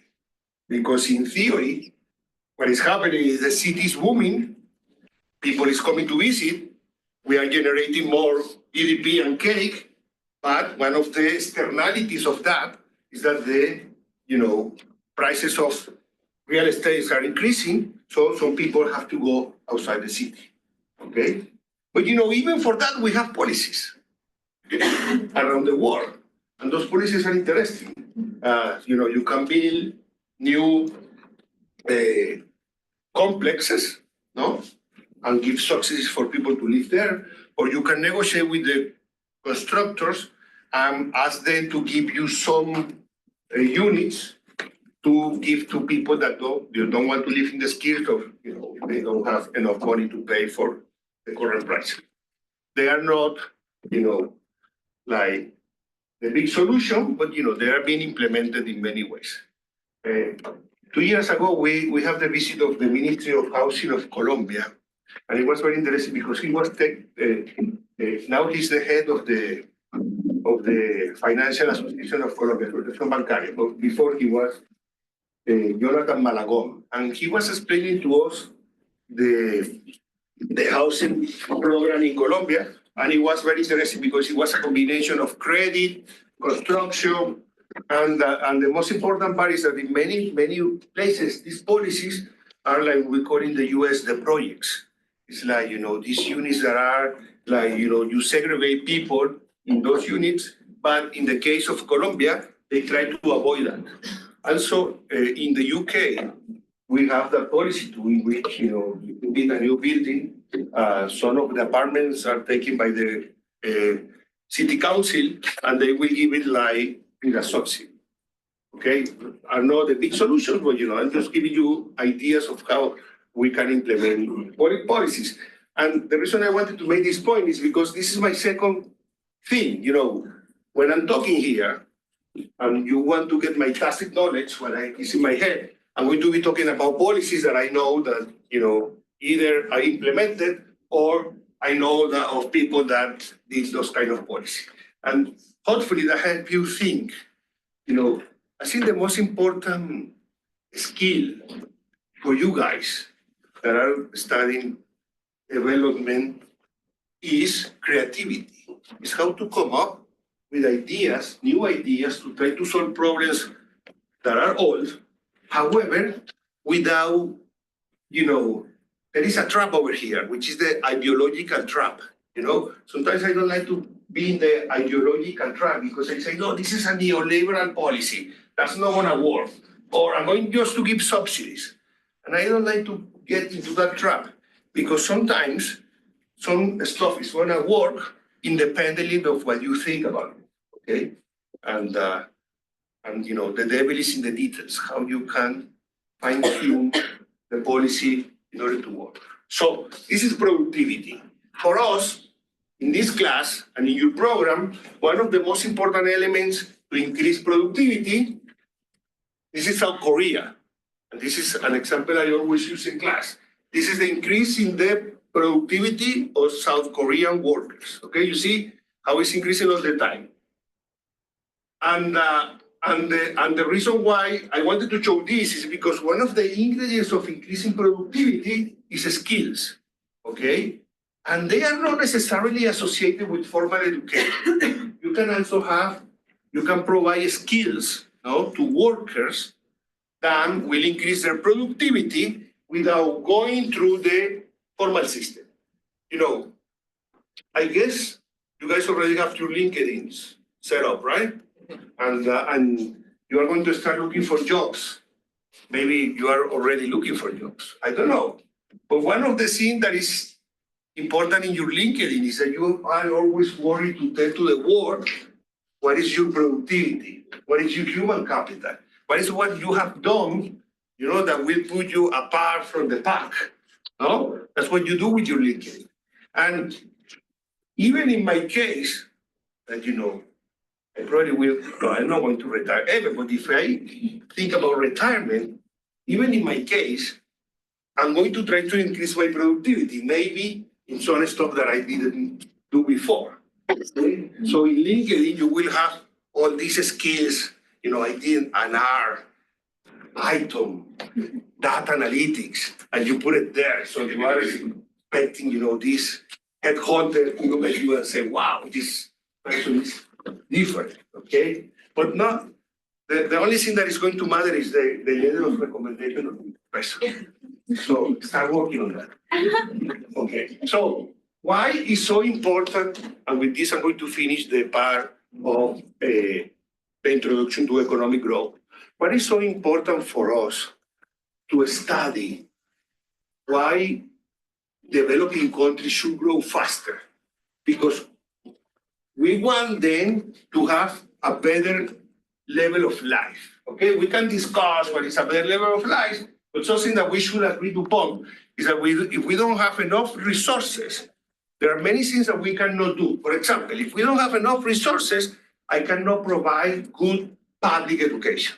If we don't have enough good resources, I cannot provide good health services in the country. Okay?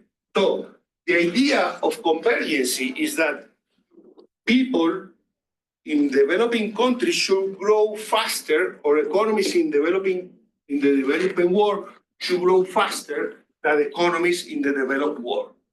We know how much developed countries grow. Give me a number. How much developed countries grow, more or less every year? Spain, Germany, 2%. It's very boring. That's the reason I don't teach developing economy, because it's very boring. 2% every year. Okay. How much does it grow India every year? 7 to 8%. 7%. How much does China grow every year?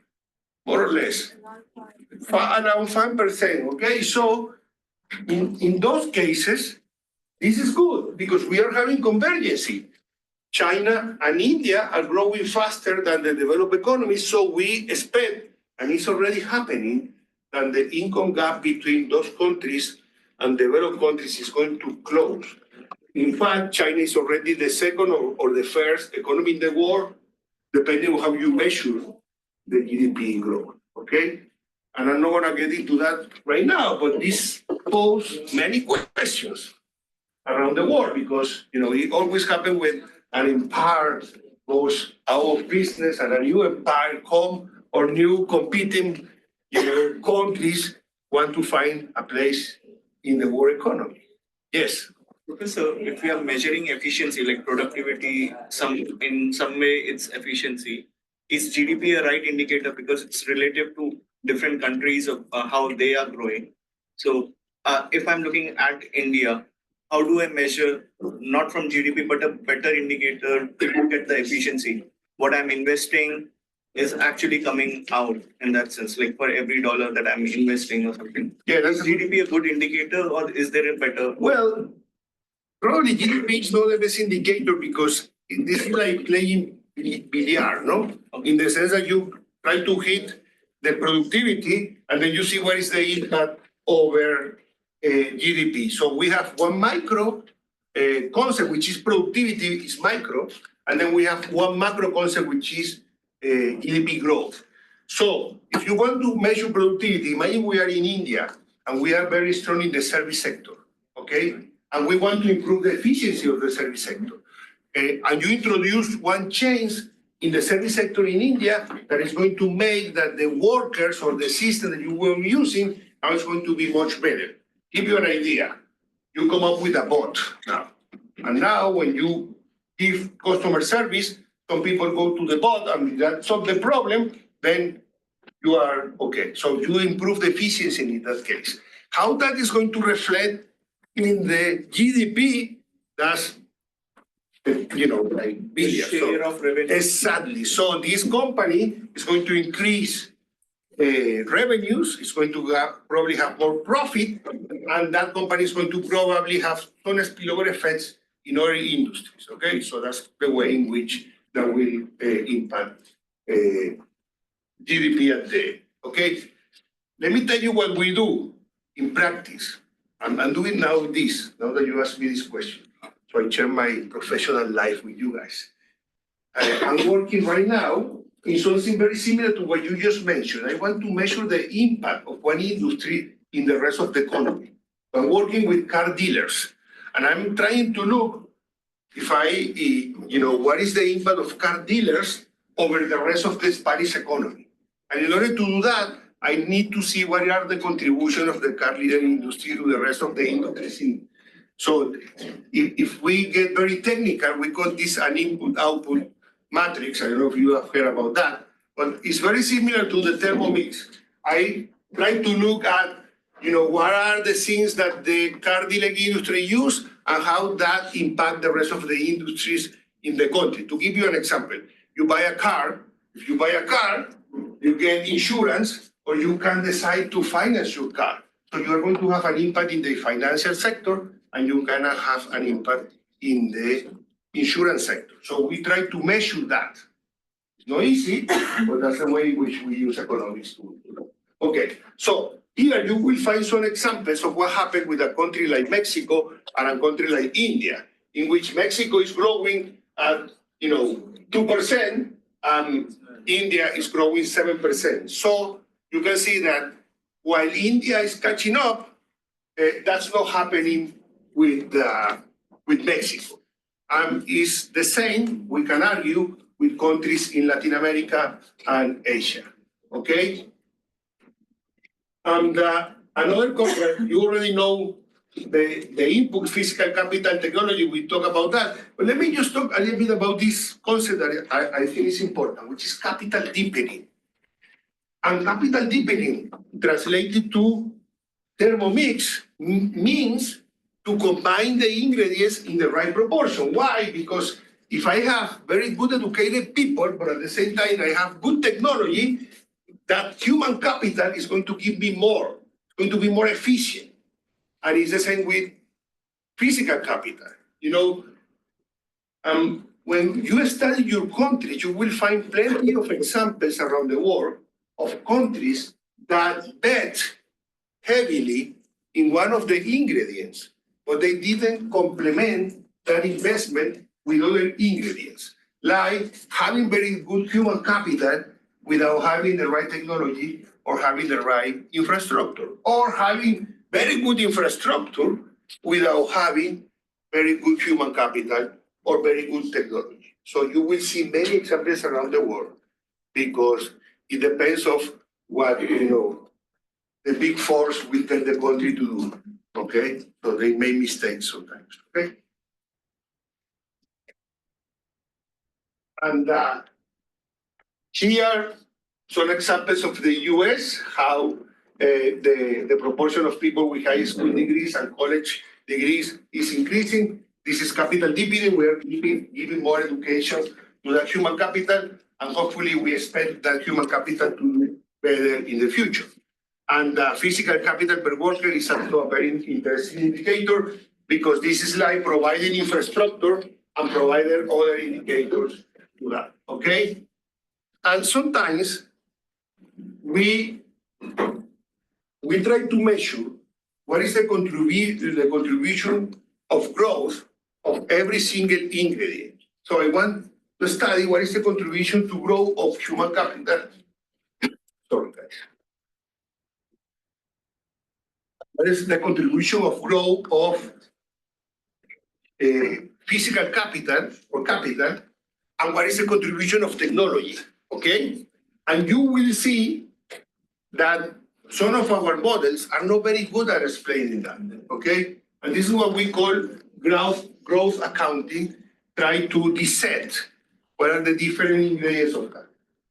When you do your country paper, you are going to do something similar to that, okay? It's not gonna be a growth accounting exercise, but it's going to be a growth diagnostic exercise, in the sense that you are going to try to find out what are the main factors behind the growth of one country, or the lack of growth of that country, and then try to see how can we improve that, okay?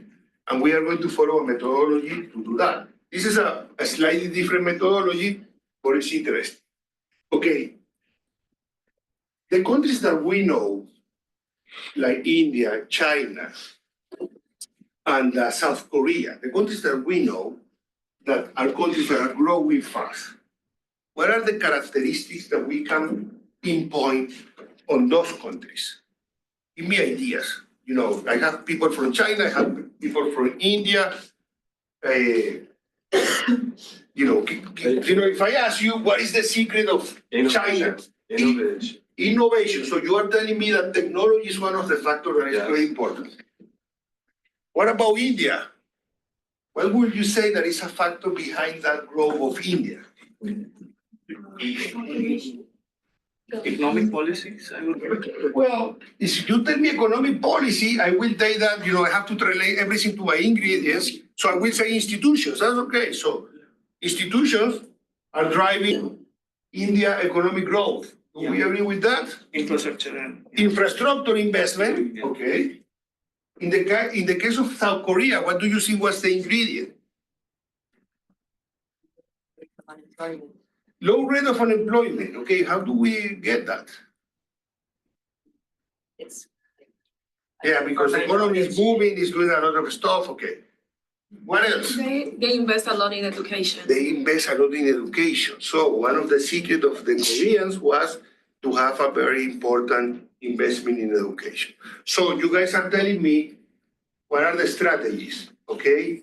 But now, this gets more complicated because if I tell you what is the right policy to increase the human capital in Russia, you can tell me a list that is very long. You can tell me about babies. You can tell me about technical education. You can tell me about high school. You can tell me about primary education. You can tell me about many things.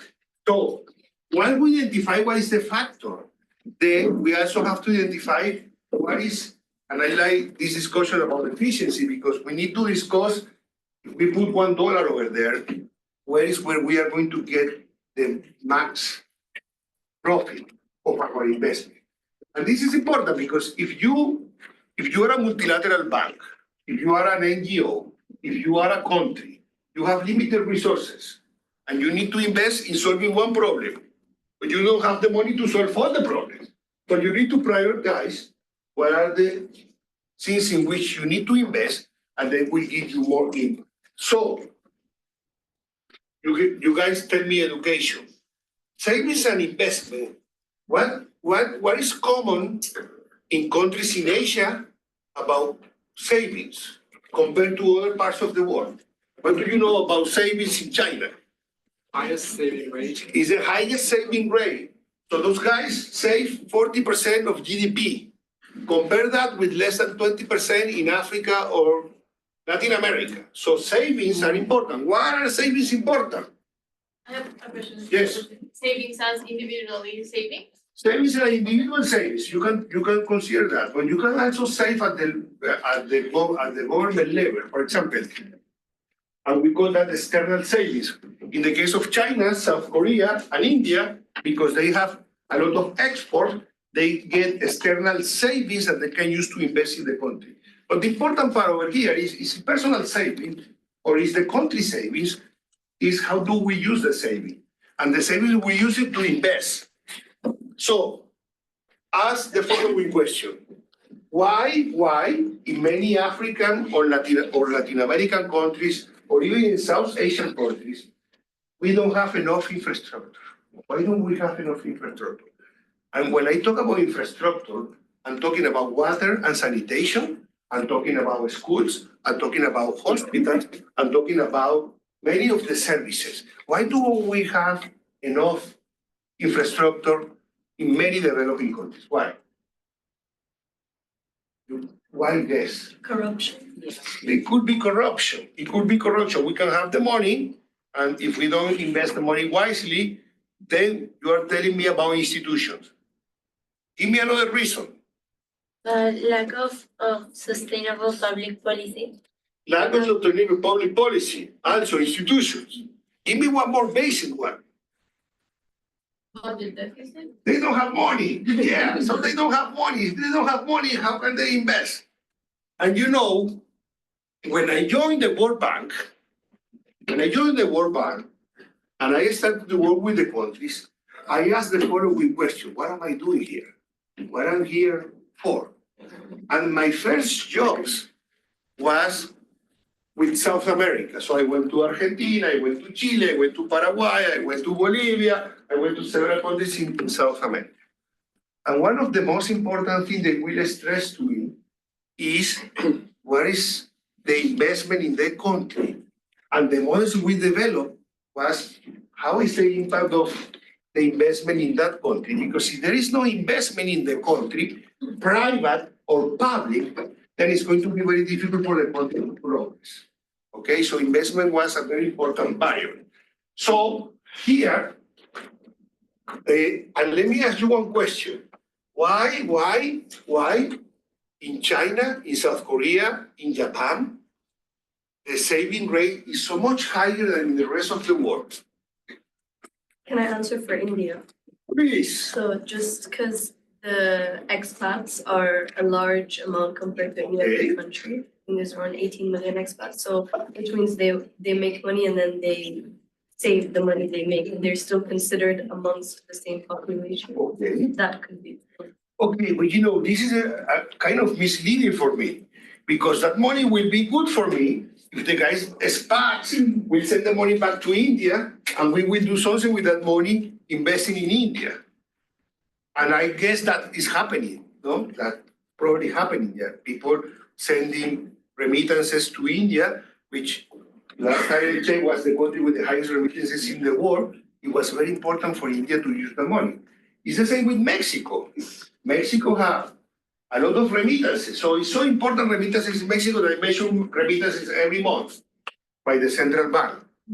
And they have an impact. But this is a very interesting discussion, because one thing is to send remittances to a country. For example, I'm Venezuela. And 8 million of us left the country, 25% of the population left the country. But yeah, I have family over there. So I send money to Venezuela. I have to, because some people is having a bad time in Venezuela. So I send that money to Venezuela, but the money I send to Venezuela is to cover the survival of the people I want to help, okay? So those remittances are important, but those remittances are no investment, okay? And here we go to the policy realm again. There are so many interesting initiatives in the remittances world of, even with a tiny part of the remittances used to something that could generate maybe wealth or well-being for the countries, that's going to help. I give you just one example. For the case of Venezuela, and this is a private initiative, which is also interesting. There is this guy in Venezuela that has a company that provides very basic health services, okay?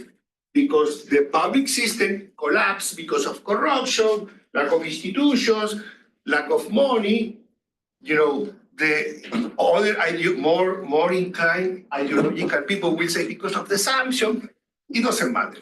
The fact of the matter is there is no money for the health system in Venezuela. So this entrepreneur came with this idea, and he said, well, I'm going to send the remittances to my family in Venezuela, but a tiny part of that remittance is going to become a micro insurance, because that will pay for them to have a basic service in health, okay? And you know that Spain implemented a very interesting policy in the 2000s. They brought 1 million Ecuadorians to Spain.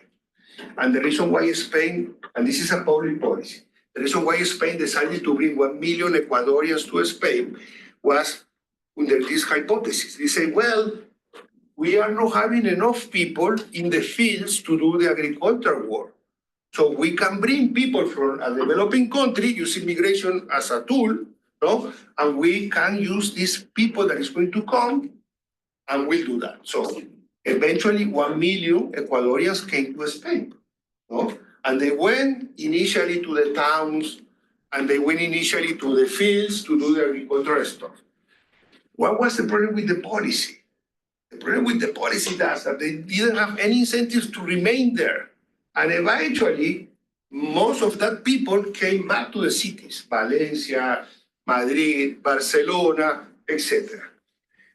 And the policy was so interesting that at the end, most of those 1 million Ecuadorians that came to Spain, they went back to Ecuador. Because there was a time at the end of the 2000s that, remember I said there were double whammy. So the double whammy for Spain was the financial crisis and then the real estate crisis. So most of these people went back to Ecuador, okay? My point here is migration is a hot topic everywhere. And policies for migrations are going to be very important for us to discuss. Okay, infrastructure, we already know. You tell me that India is investing a lot of infrastructure. Sometimes, and this is the reason why you grow so fast at the beginning, because if you don't have infrastructure, the gains of inefficiency and in productivity are so big when you introduce the first units of infrastructure. Remember in pre-economics, the law of diminishing return. Remember that law. What does that law say? The first sip of Coca-Cola tastes the best. I like it with Coca-Cola, yes. The second one doesn't taste as good, and the third one is going to make you vomit, probably. Yeah, we can use pizza, we can use hamburgers. Okay, so the same happened with infrastructure. The fair road I do from Delhi to I don't know where is going to be very productive because there was no every other road before that one. And then I put the second one. The second one is going to be good, but probably not as good as the first one because the first one was the real bottleneck. Okay, so the law of diminishing returns also applies to capital. It's like how highways do we have in Madrid? M30, M40, M50, and maybe we can get M60. And guess which one is the best one? The ones that have the biggest impact. The first one, the M30.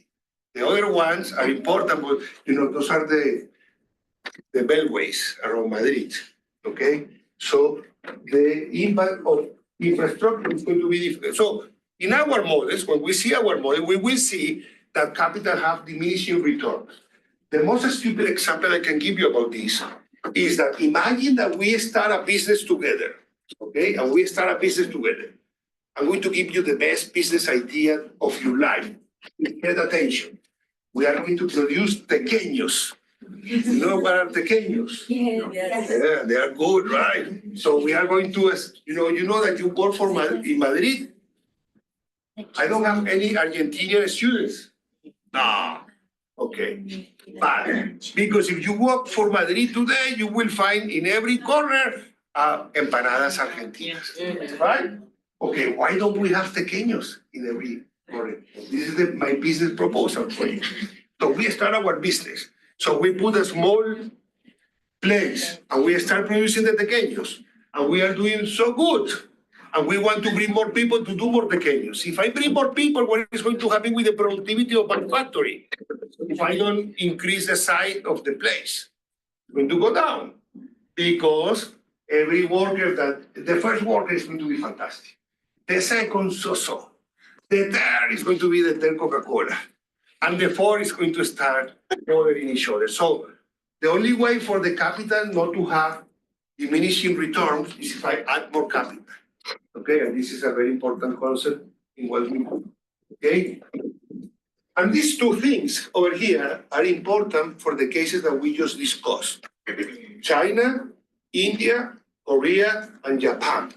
In the case of Korea, these special economic zones were very important. What is a special economic zone? This also was applied in Mexico when they were not what they are today. They were what we call a maquiladora. A maquiladora was a place in which you will bring the parts from around the world and you put them together. That's a maquiladora.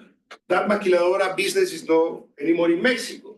But there were special economic zones to do that. What is a special economic zone? It's an area of a country, and this is important for institutions, because you have a port, you have other benefits, and one benefit could be that there is no corruption in that area of the country. So it sounds crazy, but it could happen because you have a different set of laws in that part of the country. For example, you can tell these guys that you don't tax the trade, that you just tax the activities that they do domestically. Why do you do that? Because you provide an incentive for them to locate over there. So that was the way in which the special zones in Korea used to work. And this is also now that I like the example of Coca-Cola because I have a good friend working for Coca-Cola. Say Coca-Cola, Pepsi Cola, Coca-Cola. Okay, so my friend works in a small city in Uruguay that is called Colonia de Sacramento. Please visit one day Colonia de Sacramento. It's a very beautiful, it's the intersection between the English, the Portuguese, and the Spanish, no? In Colonia de Sacramento. And in Colonia de Sacramento, they have a special economic zone.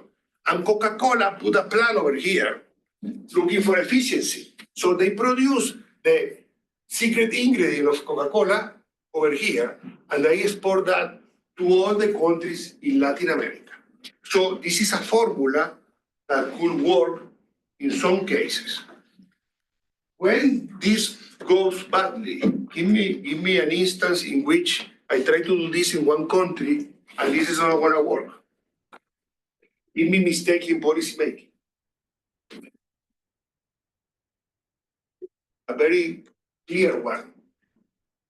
You're playing a game, right? Here, you're playing a game. I'm offering you a game. I'm offering you the game to come to my special economic zone, produce and export. I'm not going to bother you. You're not going to have corruption over here. And I'm going to give you a subsidy in taxes. Tell me a common mistake countries make when they try to do this kind of stuff. It's a game. What can we do with a game? Change the rules of the game. Juliana, change the rules of the game. If we change the rule of the game, then this is not going to work because people is not going to come to my special zone because they know that I'm not very reliable. This kind of mistake can also happen in developed countries. I give you an example. You know, Venezuela, my country, expropriated a lot of companies from abroad. You know, like American companies, European companies. The government, when they say, I changed the rule of the game. There was a very important British company doing meat in Venezuela. They took it away. And sometimes they compensated the owners, but at the end, when they didn't have money, they didn't compensate the owners anymore. So after that happened, tell me, how many of you are going to invest in Venezuela? None of you are going to invest in Venezuela because it's very complicated. But let me tell you what happened in Spain. In Spain, we did something similar with the clean energy. One government decided to give subsidies to companies from abroad to come to Spain because they have a very clear advantage in clean energy. What happened with those companies? They invested a lot of money and then they took out the subsidy, put an extra tax on the clean energy, and they destroyed the price. And what was the government reaction to that? They took the subsidy away. They took the subsidy away. They changed the rule of the game. And today, Venezuela and Spain share a very sad record, which are the two countries with the highest demands in international courts because of the expropriation and the change of the subsidy. So that's why this is very important and institutions are going to be very important. And the final point that I'm sure you also acknowledge here, for the cases we are trying to understand, China, South Korea, India, Japan, and you said it, scientific research is a very important part of the question over here, okay? So, you know how much as a percentage of GDP South Korea invests? 10%. I'm going to give you the number for a country that is supposed to invest a lot in research, but it doesn't invest that much. Brazil invests 1% of GDP in R&D, which is research and development. How much do you think South Korea will spend in R&D? Not that much, but around 3-4%, which is 3 times or 4 times bigger than a developing country. And you know, how do we know that they invest a lot in R&D? You know why? Do we know South Korea and China? How do we know that they invest a lot of R&D? Manufacturing? Yeah, give me brands. Give me brands. Samsung, Tata, exactly. So when you start investing a lot in R&D, then you start developing your own brands, like BYD, etc. So even I know those brands, no? So it's important. And this is the importance of investing in R&D. Okay. I'm going to show you now why convergence is not happening, because this is the growth rate. This is not updated, but I'm going to give you an updated version. High-income countries, you told me, 2.3%, around 2%, boring, no? And then low income, in some points of history, they grow 5%, and middle income 6%. But if you see, this is what I showed you before, if these countries do not start growing faster, they are not going to catch up with the other ones, okay? So this is today. This is today, and you have China, you told me, 5.2%, 5%, India, 8.2%, 7%, Russia, 3.6%, 3.2%, lagging behind, complicated with low rate of growth. Brazil and Mexico, 2.9, 2.1. So those countries are not going to close the gap, okay? And even countries like Saudi Arabia that should be growing faster, or Nigeria, South Africa, you see the growth rates are not high, which means those countries, the gap between those countries and the developed countries is going to be higher. So your job, if you decide to accept it, is try to come up with policies that make those countries to grow faster, okay? And your job, if you decide to accept it, is to identify what are the factors that are preventing growth in many countries and what are the factors that are facilitating growth in other countries. And then we try to learn from that and come up with good policy recommendations, okay? That's the idea. So, what are the arguments in favor of convergence? One very important is that if everything was done, you know, I have my brother-in-law still lives in Venezuela, but he spent 2 months of his time here in Madrid, no?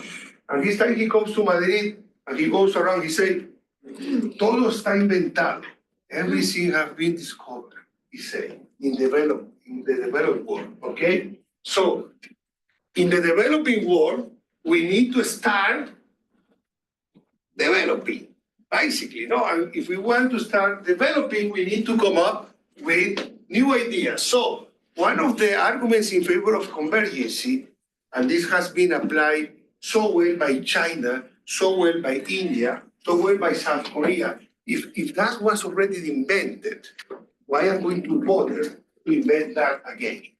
I'm not going to bother doing that.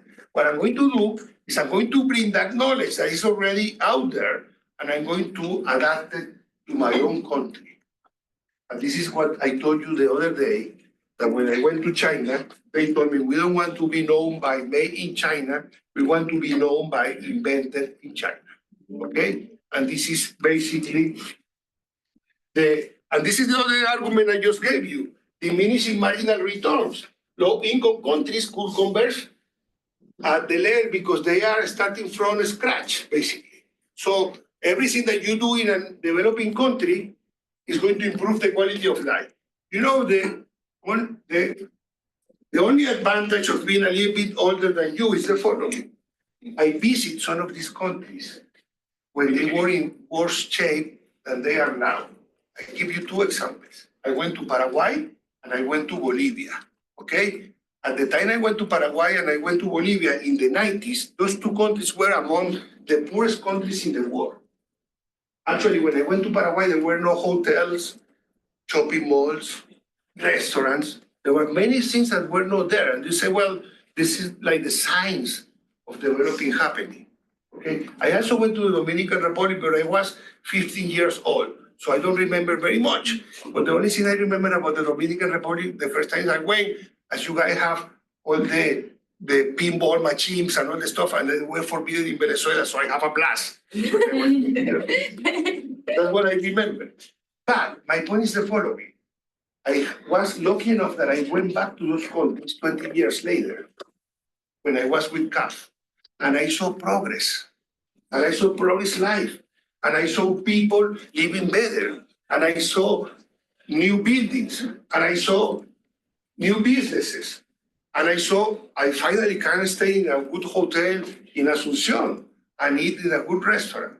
Okay? I'm talking a lot about capitalism over here. But my point is that you can see the progress. It's like development life. Okay? However, you can also have backlash. Look at Bolivia right now. Bolivia was one of the countries that was doing better in Latin America. And now it's going back to what it was before. And it is because of very bad economic policy. Okay? So countries happen to, you know that I told you already, Venezuela was one of the richest countries, no? It was the richest in Latin America for sure, but it was even richer than some of the developed countries today. And it went backwards. So this is also something that is very important to take into account. And the advantage of backwardness is that you can bring stuff new and start again. Okay, we are going to discuss this later on. Yes, I'm sorry, I have you. I just wanted to say that if we follow the same development strategies as the developed countries, being a developing country, I think it would negatively impact the growth rate just because of the budget constraints. So what I've seen the countries trying to do is kind of effectively distribute the development strategies in the ways that would benefit them. So maybe not doing it exactly the same that the developed country would do, but maybe following a different strategy, even if it means developing new policies. Well, that's a good point, because in a sense, you are telling me that you are following your own path, that you identify what are your constraints, and you are trying to solve your constraint with your resources. So one of the worst things that we have in the development world, and I can tell you that because of the World Bank or CAF, that we come up with recipes that we try to apply to everybody. And that's not gonna work. You have a recipe that, you know, I implemented something that it went very well in South Africa, and then I tried to apply that in Rwanda. It's not gonna work. So your previous word about the country is going to be key in order to do that. Yes. I was gonna ask a more general question. So you're saying that developing countries are growing at a higher rate in terms of economically? Not all of them, some of them. Sorry? Not all of them, some of them. Yeah, some of them. Yeah. But does what happens to the inequality gap within the countries? Is that? That's a good point, because, and you know what is the answer? I think it's bigger. So you know what is the general answer I always give to a question? It depends. Okay, let me tell you why it depends. For example, if you analyze the cases I'm talking about here, China, Japan, and South Korea, you will find that during the developing process, they started with low inequality, and they remain with low inequality. However, if you see other countries, and you take a longer view, like the US, for example, you realize that you have high inequality, and the inequality has been growing lately. And if you see other cases, like Brazil and Mexico, those are countries that even though they are not growing very fast and they are not converging, inequality is high and remains high. And this is a very relevant question for the following reason. There are some authors in development that will say that if you income distribution is more or less okay, like it was the case of many Asian countries, it's easier to implement policy for development. While in countries in which there is high inequality, it's more complicated because what is going to happen is that I'm talking about growth. And if I talk about growth, I'm talking about having a bigger K. You already understand that. But if I have a bigger K and a very few proportion of the population take over that, and I invite you to think about ex-colonial countries in which, for example, in Venezuela, in Mexico, in Central America, few families were the owners of the resources, and they are still probably the owners of the resources. So, without proof, I'm going to tell you that, in my opinion, inequality is very bad for economic growth because it prevents the distribution and the improvement of the quality of life of most people in the country because the gains are appropriated for a very small proportion of the population. Okay? I have a question about this argument. Like, I feel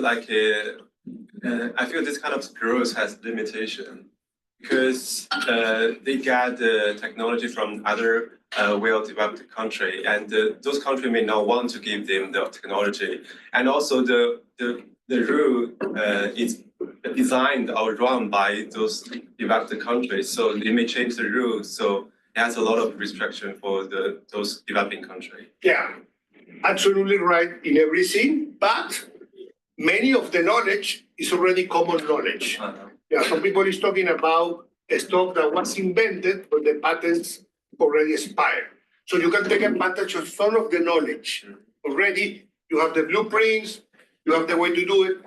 I agree with you that for probably the new knowledge, it's more complicated to get with. And that's the reason why China say, well, I'm not gonna, I did very well when I copy some of the knowledge and I develop copying that. But now, if they make more difficult for me to copy, because that's what they're doing, then I need to develop my own technology. And this is what's happening. And you guys are not in international relations. If you were in the international relations, we would have now a geopolitical discussion. But that's so relevant because what is happening in the world today is that people is going to fight over what technology should we use. Should we use the one produced by China or should we use the one produced by the US? And this is, each time you read the news, you stay away to see the debate between the vice presidents. No, okay. But it's all about that because the US is saying that because they are taking their technology, the country is going backward, so they need to do something about that. And then, it's hit up with the discussion about technology and trade. And this is going to be for the next years, a lot of friction between China and the US. Good thing that you are in the classroom and you are friends. So you are going to solve that problem in the future. Okay. What else? Why is this not happening? Okay. Well, maybe because what you said, that some of the technology is not going to come up, and then we have diminishing returns too. Because even if I add a lot of technology, eventually I'm going to run out of steam because that's what happened with the developed countries. Eventually they start to grow less and less and less, no? And this is what you said, you have the opportunity to copy another technology, but if you don't have all the rest of the ingredients, it's not gonna work, okay? Because you don't have the infrastructure, you don't have the institution, you don't have the technology, etc., etc. So, the other day when I was talking to President Lasso, remember some of you were there, we were talking about the development of Ecuador. And one of the points that you have to make is that this is probably the most difficult job that you will have ever, because there are so many ingredients that you need to balance and to provide in a society, and all of them are related. Like when we were talking about undernutrition and the impact on education. So this is also going to be important. And this is how technology helps you to overcome the diminishing returns, because what is the diminishing return? Is that if I have more capital, eventually, this is the Coca-Cola, my return is going to be lower and lower and lower, but I can jump to a new technology. If I jump to a new technology, my new technology will give me the same diminishing returns, but at a higher level. And if I keep doing this, and this is what India, China, South Korea, and Japan always do, and the US, by the way, very good at this, they find how to develop a new technology that allows them to jump to a new stage of development, okay? This is only one example. A high-income country, which is already 40,000 per capita rich, and it will grow 2%, as you told me, no? Over 30 years, it's going to end up with 72,450. Now imagine a poor country that is going to grow 7% per year and start with a GDP per capita of 4,000. That country, after 30 years, is going to be only 30,450. So my point here is, even if you grow a lot, which is 7%, and the high-income countries grow at the rate that they are growing, the gap between these two countries is still going to be, it's going to close, because the difference between 4,000 and 30,000 is bigger than the one between 30,000 and 72,000, but it's going to be complicated, okay? So this is one of the reasons why we need to do something about it, because many countries in the world, most of them, are in this situation in which they are not growing at 7%, they are growing at 2%, so those gaps are going to be bigger, and the consequence of that is more poverty, more inequality, less public service, etc. Okay, I run out of time, but I'm going to give you, this is Netflix, okay? So I'm going to give you the next chapter that we are going to do, okay?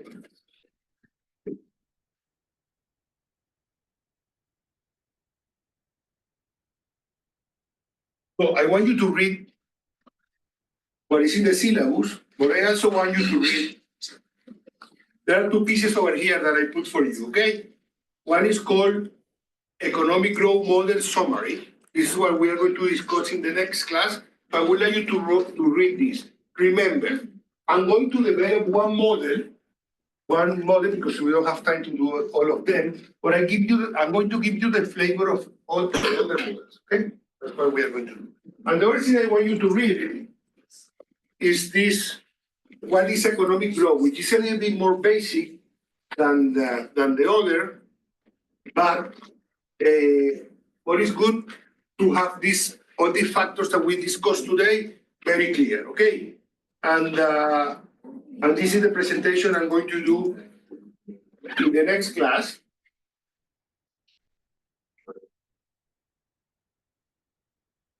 Chart the models. Okay, what models are we going to see in class? We are going to see, and this is the one I'm going to develop, what we call the neoclassical growth model. It's very well known as the solo model. Okay, that's the one we are going to do in class. Then there are some variations of the model, and we are going to understand why we have those variations.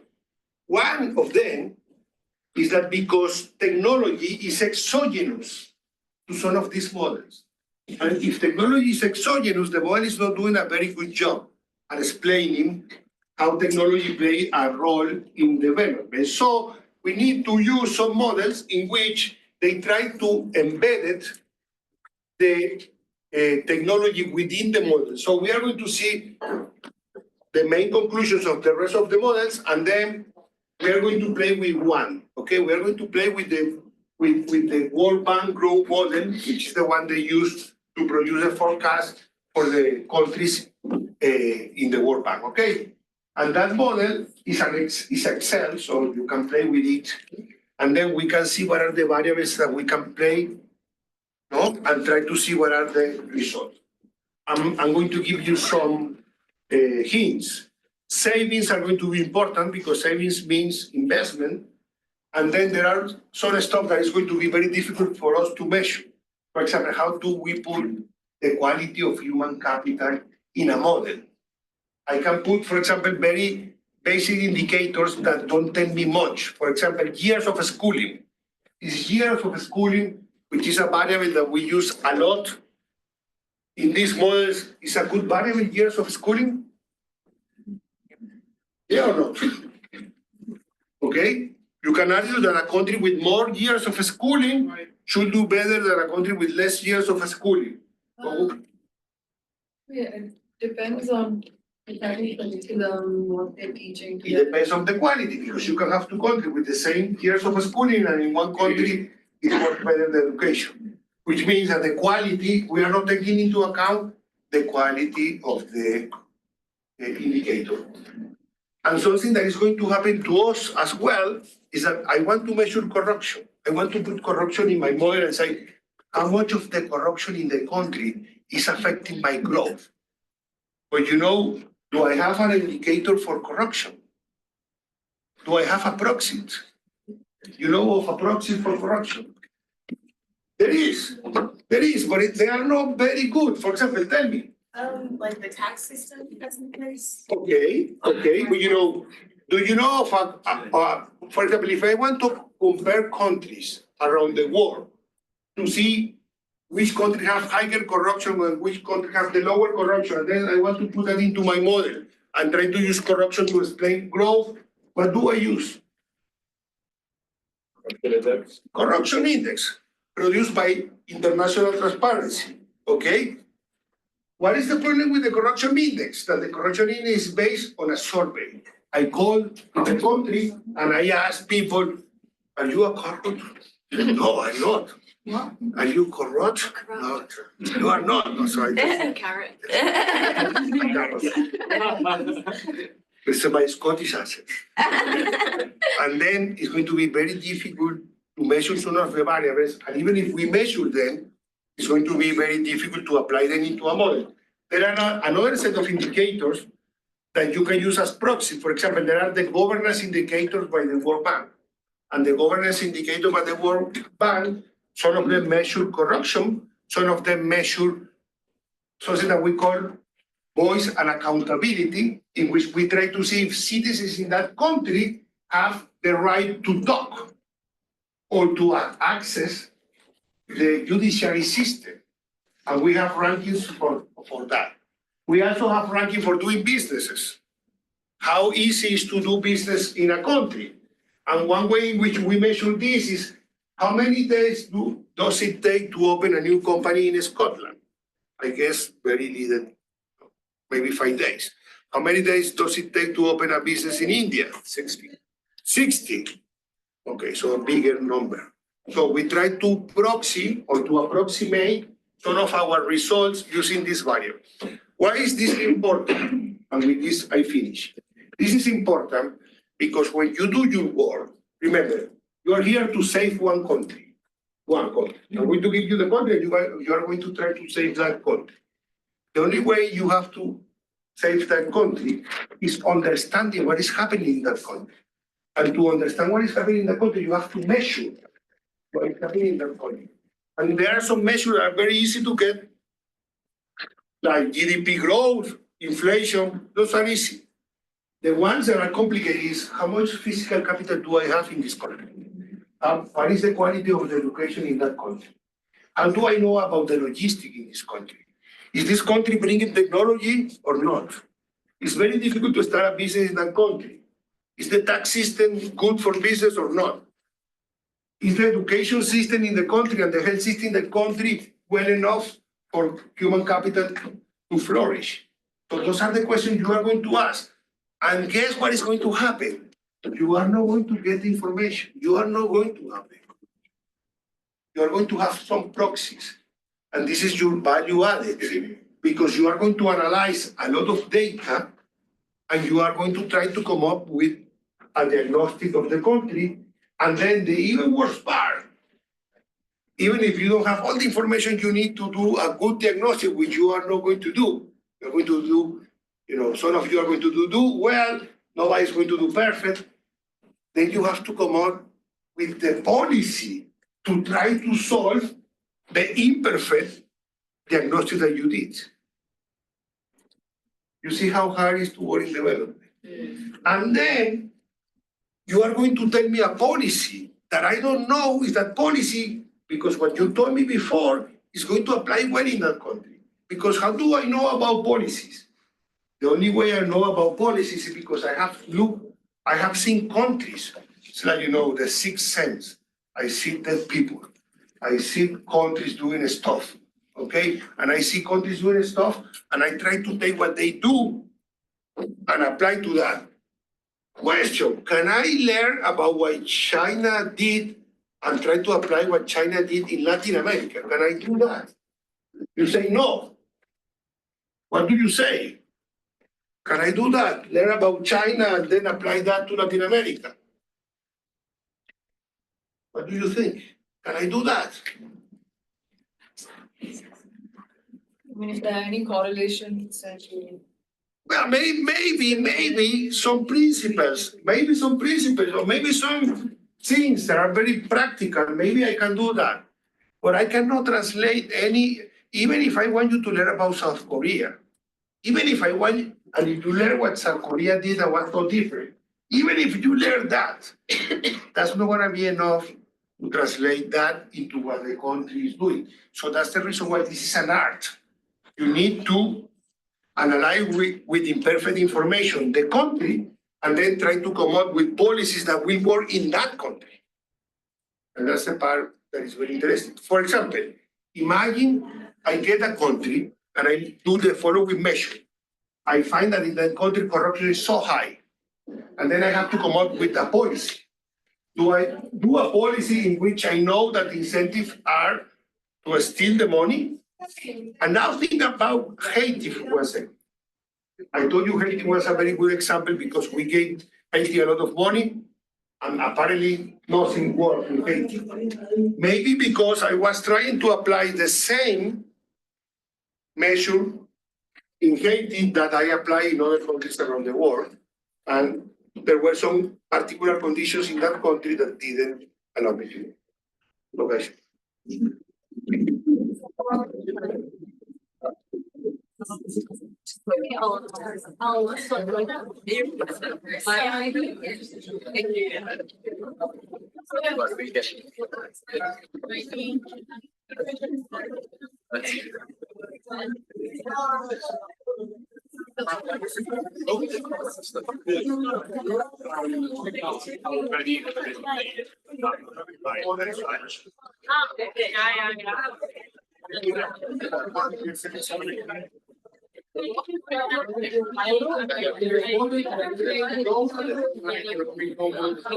Redoing a chapter. Not gonna be able to focus. Some individual work on the big country.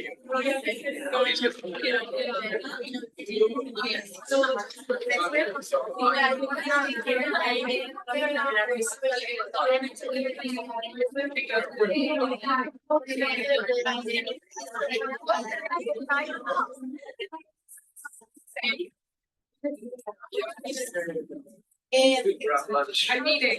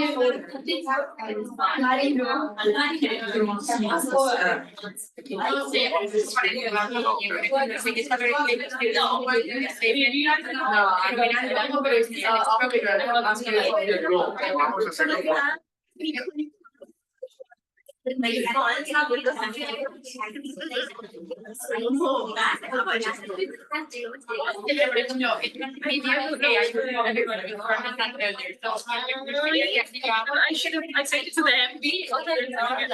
Oh, yeah. Because they were. Yeah.